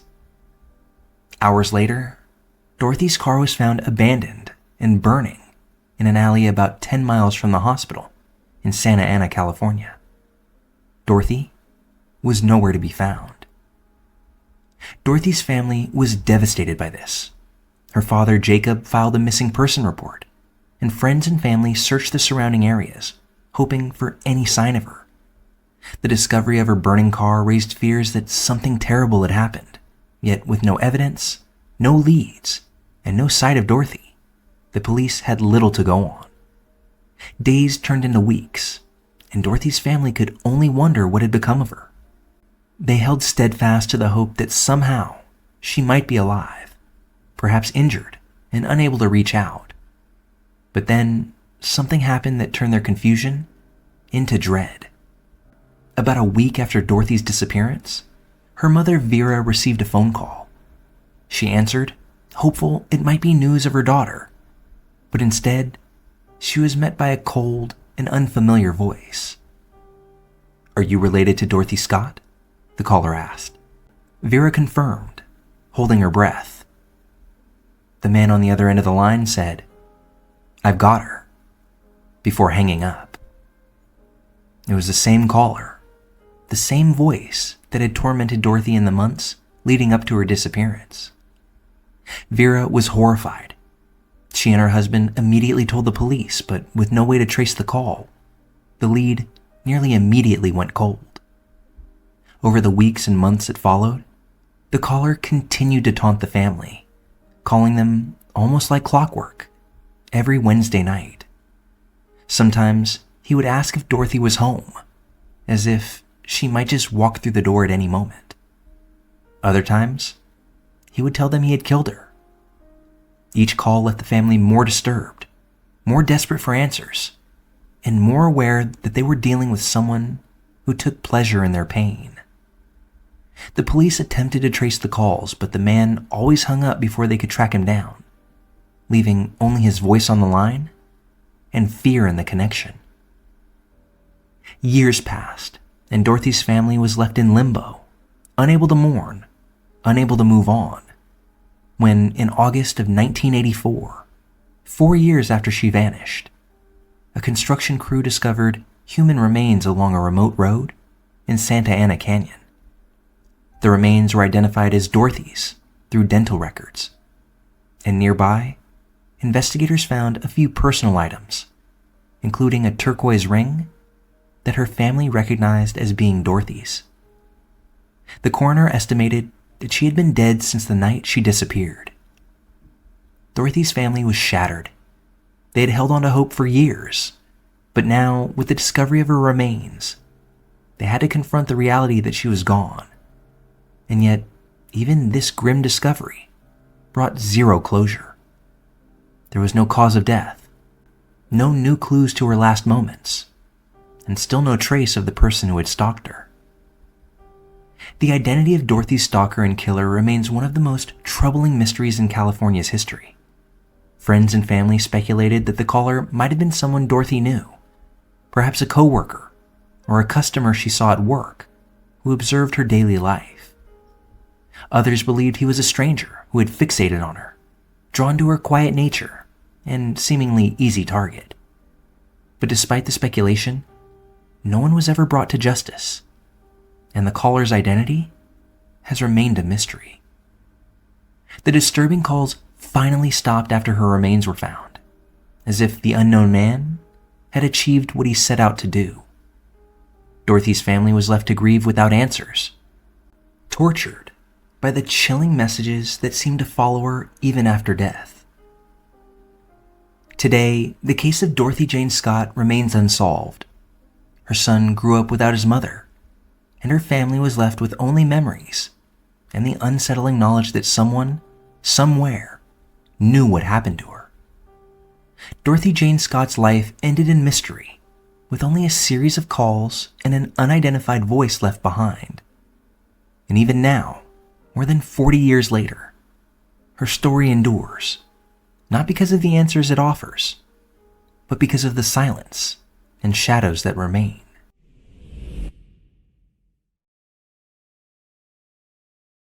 Matrice Richardson was a vibrant, driven young woman, a 24-year-old college graduate, former beauty pageant contestant, and part-time substitute teacher with big plans for her future. But in 2009, after a night out in Malibu, California, Matrice was taken into custody, exhibiting unusual behavior that worried those around her. Hours later, she was released, alone, with no phone, wallet, or car, into the darkness of the Malibu mountains. She was never seen alive again. This is the story of Matrice Richardson, a young woman whose disappearance raises questions that remain unanswered. A case filled with strange details, missteps, and lingering mysteries. Matrice Richardson was ambitious and intelligent, a recent graduate of Cal State Fullerton, where she had studied psychology. She was close to her family, especially her mother, Lettice Sutton, and her father, Michael Richardson. Known for her warm personality, Matrice had dreams of pursuing a career in psychology and was known as a caring, thoughtful person. But in September of 2009, friends and family noticed a shift in her behavior. Matrice began leaving bizarre messages, writing social media posts that didn't quite make sense, and showing signs of mental distress that left her loved ones worried. They suspected she was struggling and feared she might be suffering from a mental health episode. Despite her family's growing concerns, Matrice decided to head to Malibu for a solo evening out. She arrived at a popular restaurant, Jeffrey's, known for its ocean views and affluent clientele. But that evening, she would exhibit behavior that left everyone, including the restaurant staff, deeply unsettled. On the evening of September 16, 2009, Matrice sat down alone at Jeffrey's restaurant. She ordered an expensive meal but seemed distracted and unsteady, reportedly talking to herself and, at one point, mentioning that she was receiving strange, subliminal messages. When it came time to pay, she told the staff that she had no money, leaving them confused. The bill was only $89, but when she couldn't settle it, the staff felt something was off and promptly contacted the police. When officers from the Los Angeles County Sheriff's Department arrived, they quickly assessed that Matrice was exhibiting strange behavior.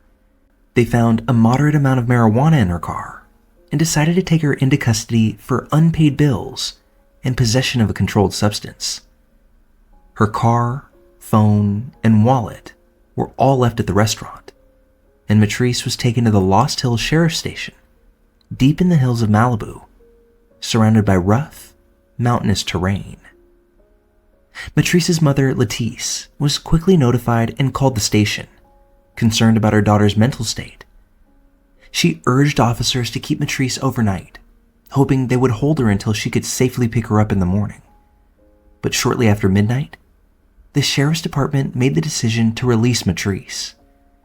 She was released alone, with no phone, no wallet, and no transportation, into the pitch-dark night. Her mother, unaware of her release until later that morning, was devastated. Matrice was now alone in a remote area, unfamiliar with the surroundings, and likely still experiencing disorientation. The question remains, why would authorities release a young woman showing signs of distress without even informing her family? In the early hours following her release, Matrice was spotted by a resident in Montanito, a small community near the station. The witness reported seeing a young woman wandering through their backyard, barefoot and obviously disoriented. Later, another sighting placed Matrice walking down a remote canyon road, but these sightings were the last confirmed trace of her. When Lettice discovered her daughter had been released, she immediately demanded answers. Her calls to the sheriff's station were met with vague responses, and soon she and Matrice's father, Michael, began a desperate search. They distributed flyers, organized search parties, and pressured law enforcement to act, but as time went on, the trail eventually went cold. During this time, both parents began receiving strange messages, tip-offs, and rumors from people claiming to know where Matrice was or what had happened to her. Some alleged sightings placed her far from Malibu, and there were even rumors that she had been seen in Las Vegas, but nothing led to real answers. Nearly a year later, in August of 2010, hikers in Dark Canyon, just a few miles from the sheriff's station, stumbled upon a gruesome scene. They had found human remains scattered in a secluded area, nearly hidden in the dense brush. Authorities quickly identified the remains as Matrice Richardson. But the condition of her body raised even more troubling questions. Her remains were found partially clothed, and some bones appeared to have been scattered by animals. Stranger still, her skull was detached from her body and was resting upside down, adding to the unsettling nature of the scene. The official cause of death was left as undetermined, and there were no clear signs of trauma or foul play. Yet the location and circumstances surrounding her death left her family and supporters convinced that something more sinister had happened.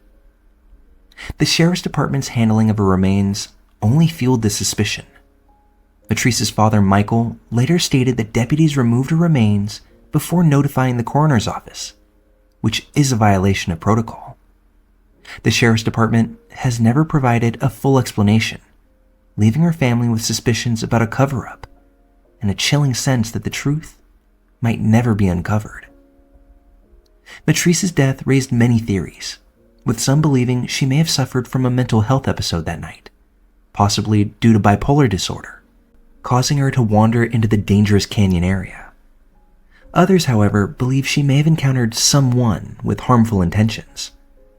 Her mother has long believed that Matrice met with foul play, and many supporters argue that her strange behavior was a clear sign she needed protection, not a release into an unfamiliar and dark landscape. Adding to the mystery, both family members and friends received strange messages and cryptic leads throughout the search. Sightings, rumors, and alleged contacts from people claiming to know where she was or who might be involved.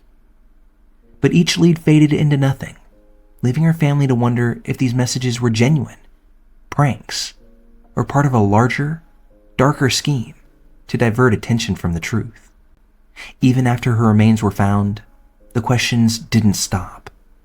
Lettice continued to press for answers, questioning every official report and demanding a full investigation into how her daughter was treated on the night of her arrest and release.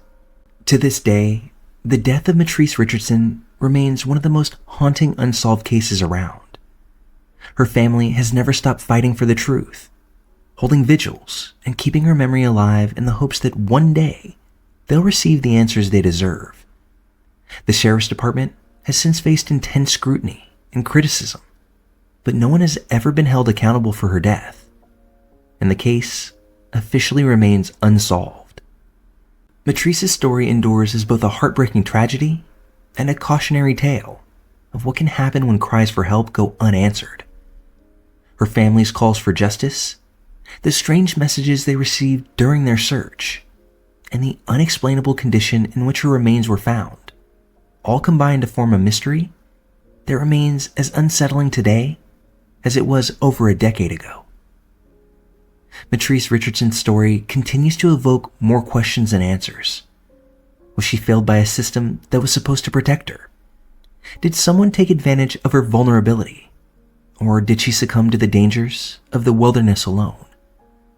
Until her family uncovers the truth, Matrice's disappearance and death remain a profound mystery, an untold story marked by shadows and unanswered questions.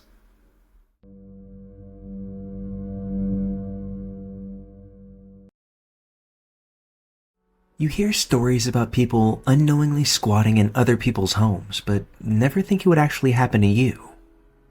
Well, it happened to me. About 10 years ago, I, a 31-year-old female, was living alone in a 2-family house on the 2nd floor with my then toddler. For the story to make any sense, I need to try and explain the layout, as well as the backstory. My brother's close friend at the time lived on the 1st floor, and is the one who referred me to the landlord. We had private front entrances, but a shared back entrance with a staircase that ran from the basement all the way to the 2nd floor. I would frequently leave my back door unlocked because I had a habit of locking my keys in the house, and my downstairs neighbor could then let me in using the back door. The downstairs neighbor had a friend who was kind of down and out. He had a history of substance abuse, but was supposedly clean at the time. He was a relatively nice guy, and my neighbor had been letting him stay on his couch for a while. The neighbor had a 4-year-old daughter, and having someone constantly sleeping on the couch without any plans of finding a permanent living situation was becoming disruptive to their everyday lives. Neighbor tells him that he needs to go. It was summertime, so that friend decides he's going to sleep on the couch on our covered porch. We tell him that's not acceptable, and when we asked him to leave, we meant the property in general. It had also become abundantly clear that he was using again, and his behavior had become somewhat erratic. He was also making a lot of unsolicited advances on me, which had become increasingly uncomfortable. He wasn't happy, but it wasn't our problem. He stopped coming around, and we no longer saw him around town. Fast forward a month or two, and I noticed things of mine going missing. Jewelry, small amounts of money left around the house, lighters, inconsequential items I had written off as just lost. This house was old with paper-thin walls. The back door in question was right next to the bathroom along one side of the shower. It also made a very distinct noise when opened. One day, my car was at the mechanic, so it probably appeared as if I wasn't home. I'm showering, and I swear I hear the back door open. I freeze, practically stop breathing, but after a few minutes, when nobody murdered me psycho style, I wrote it off again.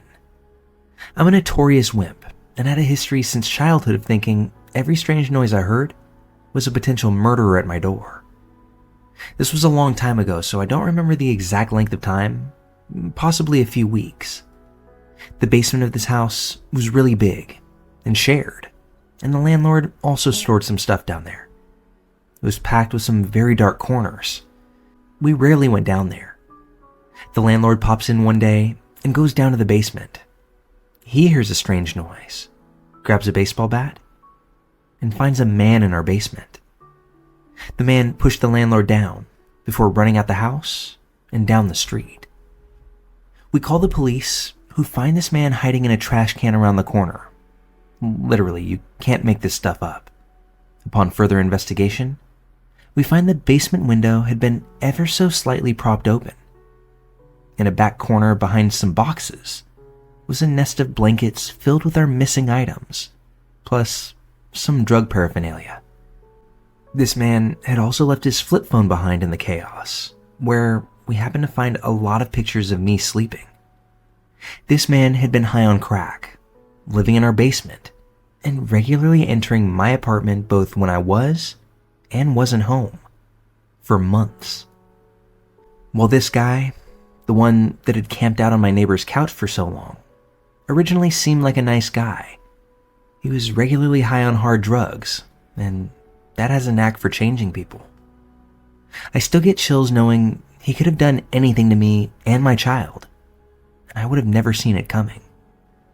The worst part is that the charges somehow got dropped, and they never even consulted us as the victims in this f***ed up situation. This was not even close to his first criminal offense, mind you. My state is notoriously soft on nonviolent criminals, regardless of whether it was a victimless crime or not. My local police department is also notorious for making deals in exchange for information on even small-time dealers. It can't help but feel like we didn't get any justice here. Luckily, this didn't have much lasting effect on my own mental health, just more of a WTF. Can't really believe that ever happened. Sometimes, it even feels like a fever dream. That is, until I think about the pictures that I saw on that flip phone. Jason, let's not ever meet.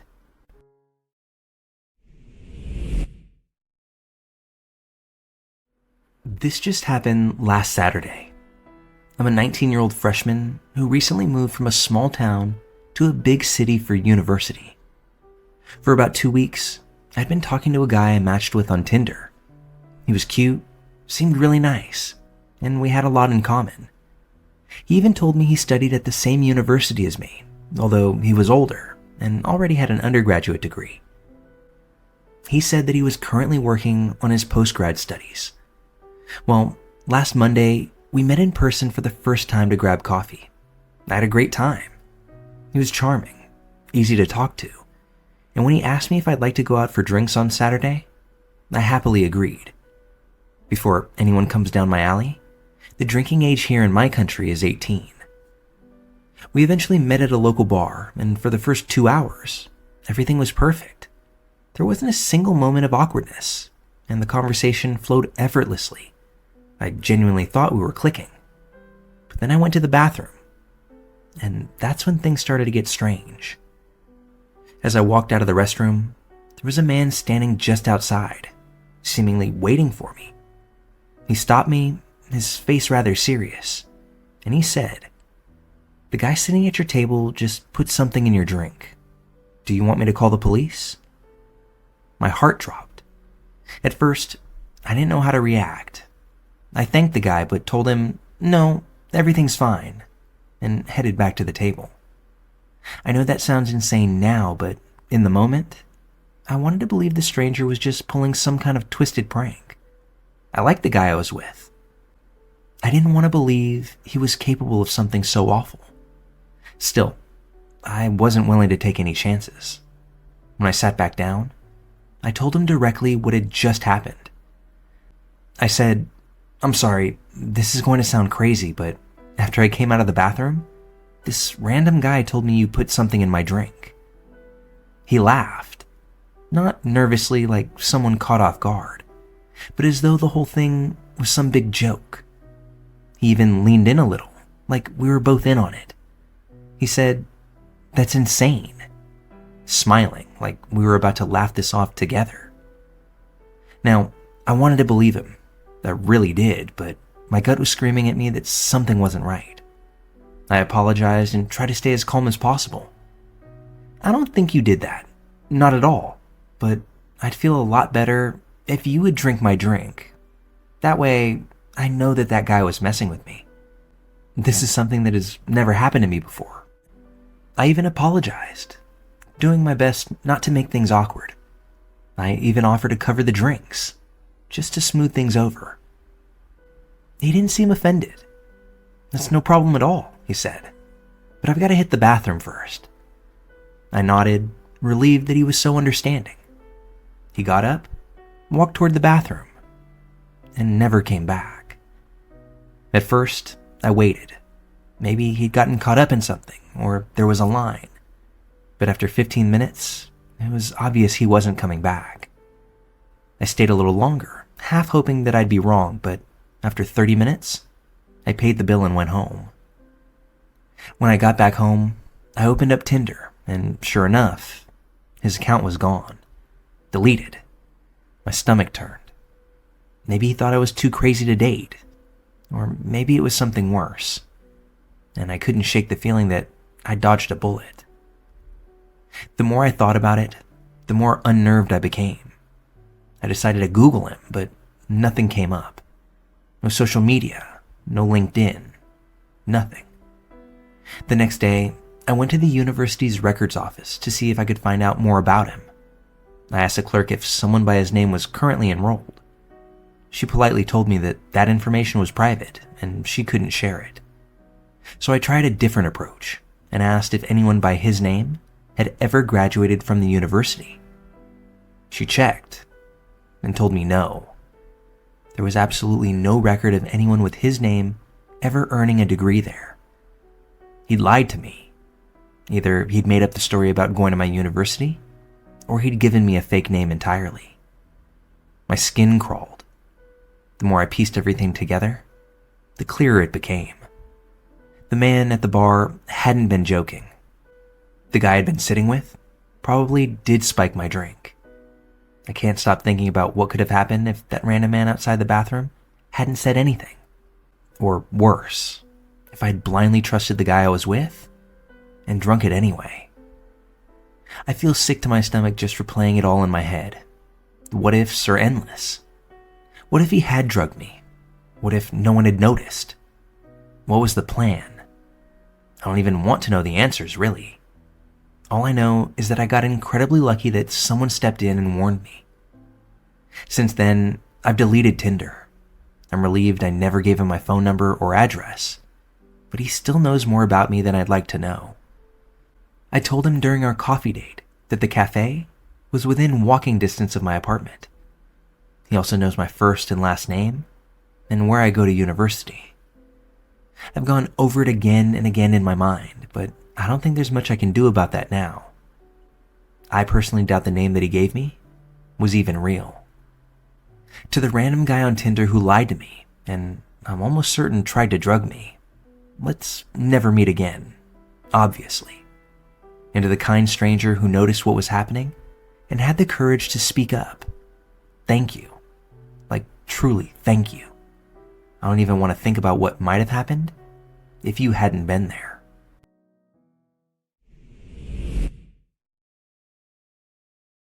I was watching a YouTube video the other day, a compilation of creepy let's not meet stories involving landlords and rentals.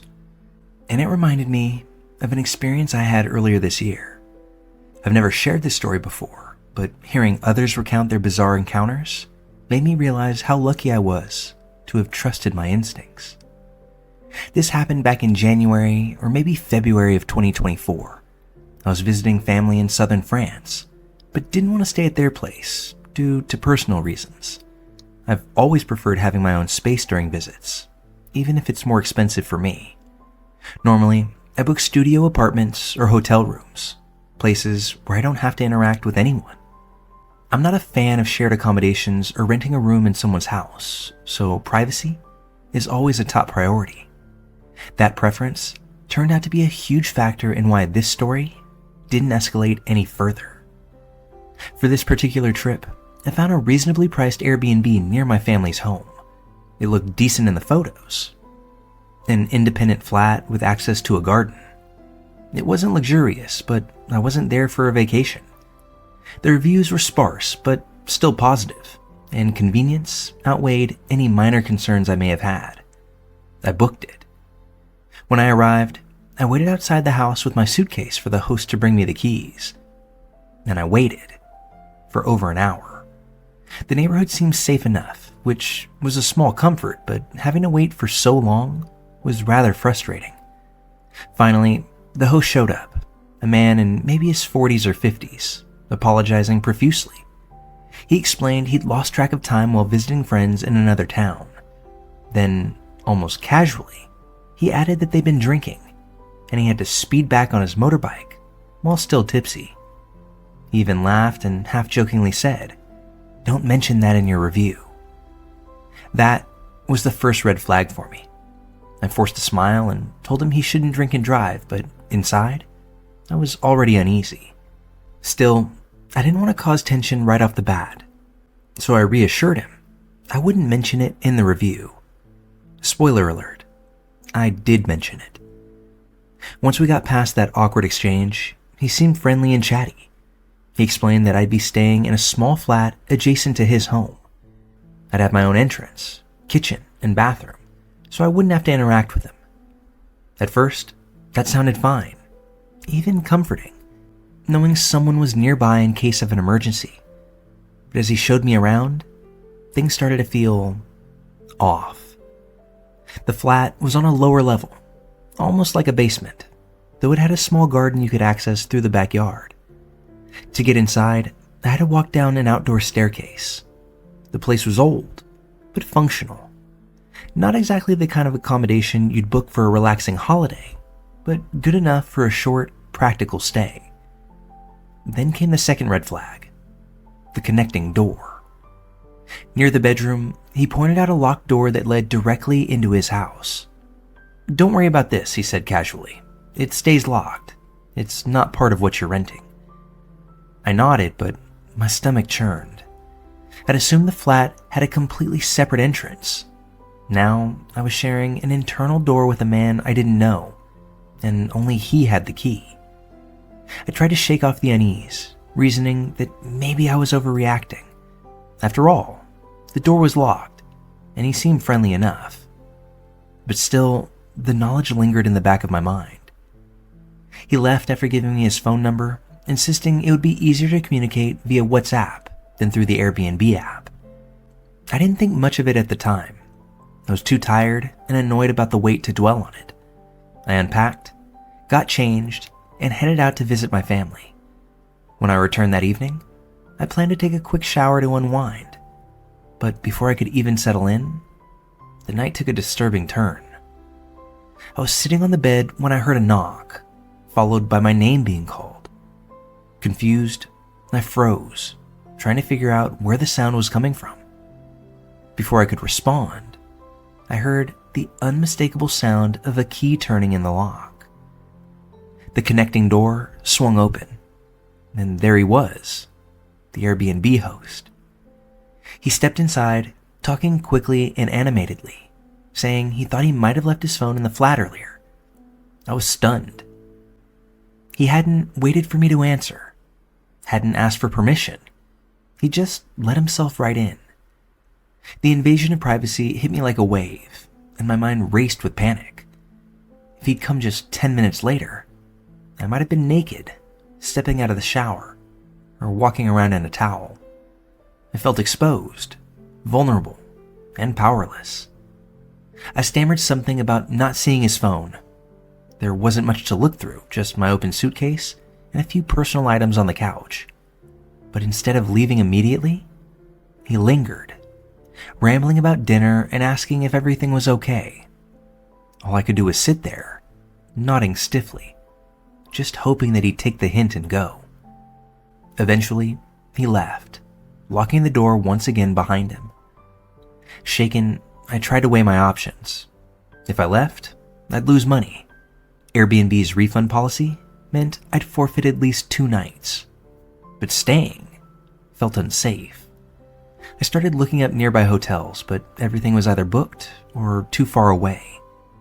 I decided to stay for the night, though the thought of him having a key to my space gave me more than just a little bit of ick. I locked the bathroom door while showering, something I never do when I'm alone, and rushed through the routine, afraid he might come back.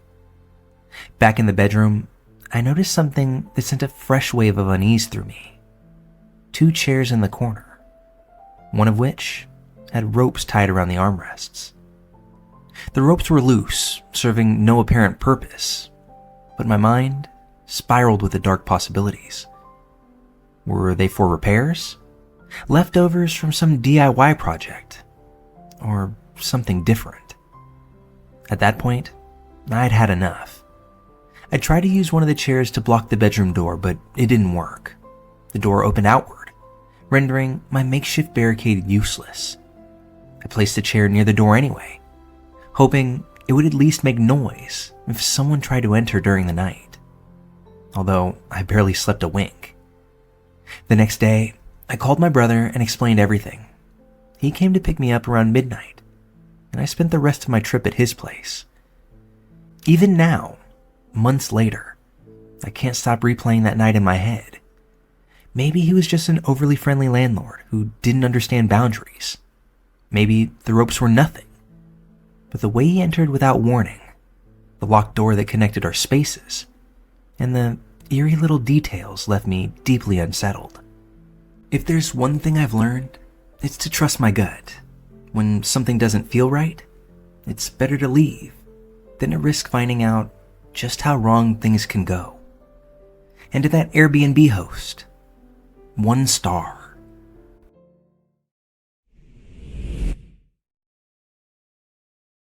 Back in 2013, I had just moved to Providence, Rhode Island for a new job. It was an exciting chapter in my life, a fresh start in a quaint townhouse with my 4-year-old daughter. The place was spacious and charming, and though we were new to the area, we quickly settled in. We didn't know many people, but we had one neighbor, an older gentleman named Ben. Ben lived in the unit connected to ours, and he was kind, soft-spoken, and gave off the vibe of someone who had lived there forever. Our street was idyllic, lined with beautiful floral trees that gave the neighborhood a picturesque charm. It felt safe, almost too good to be true.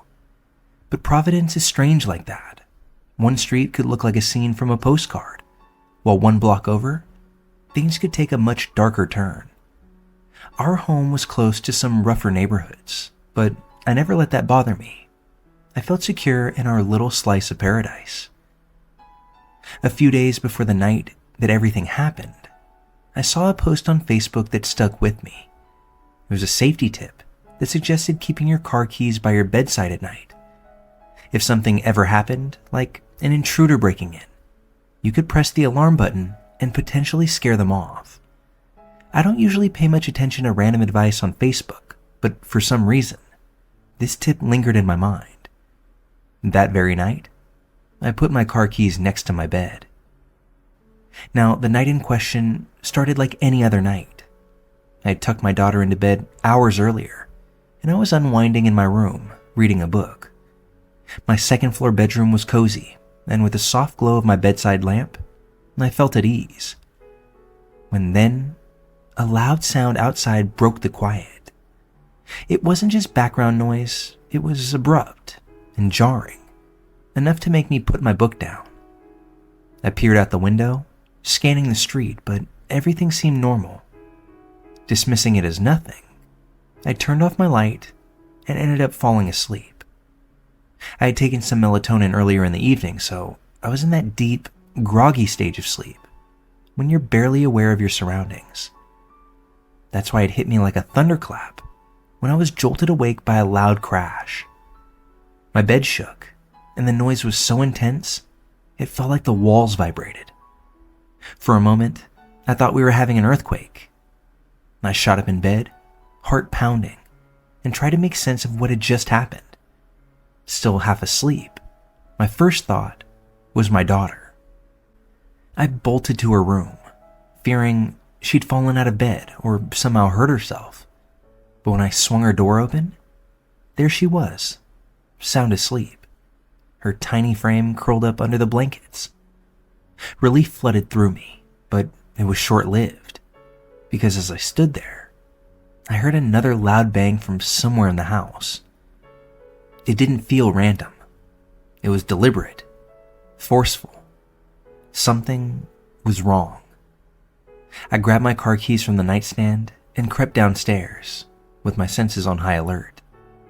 The first floor was eerily quiet, and though I couldn't pinpoint what was making me feel so uneasy, the atmosphere felt all kinds of wrong. My finger hovered over the alarm button on my car fob.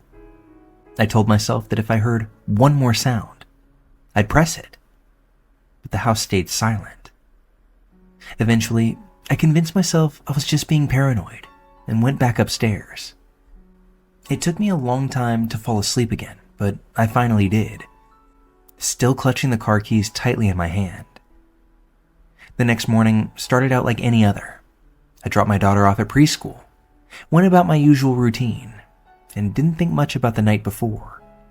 But that afternoon, my phone buzzed repeatedly. There was a friend of mine calling, which was unusual, so I answered, and his voice was frantic. "Did you hear?" he asked. "Hear what?" I said. "Dude, there were news crews all over your street earlier, like they were parked in your driveway." I froze. "What? Why?" He paused for a moment, then said, "3 men broke into your neighbor's place last night. They tied him up at gunpoint, stole thousands of dollars worth of stuff, before they took off in his car." His words hit me like a freight train. My legs buckled, and I sank to the floor. I'd heard it happen. I'd felt it.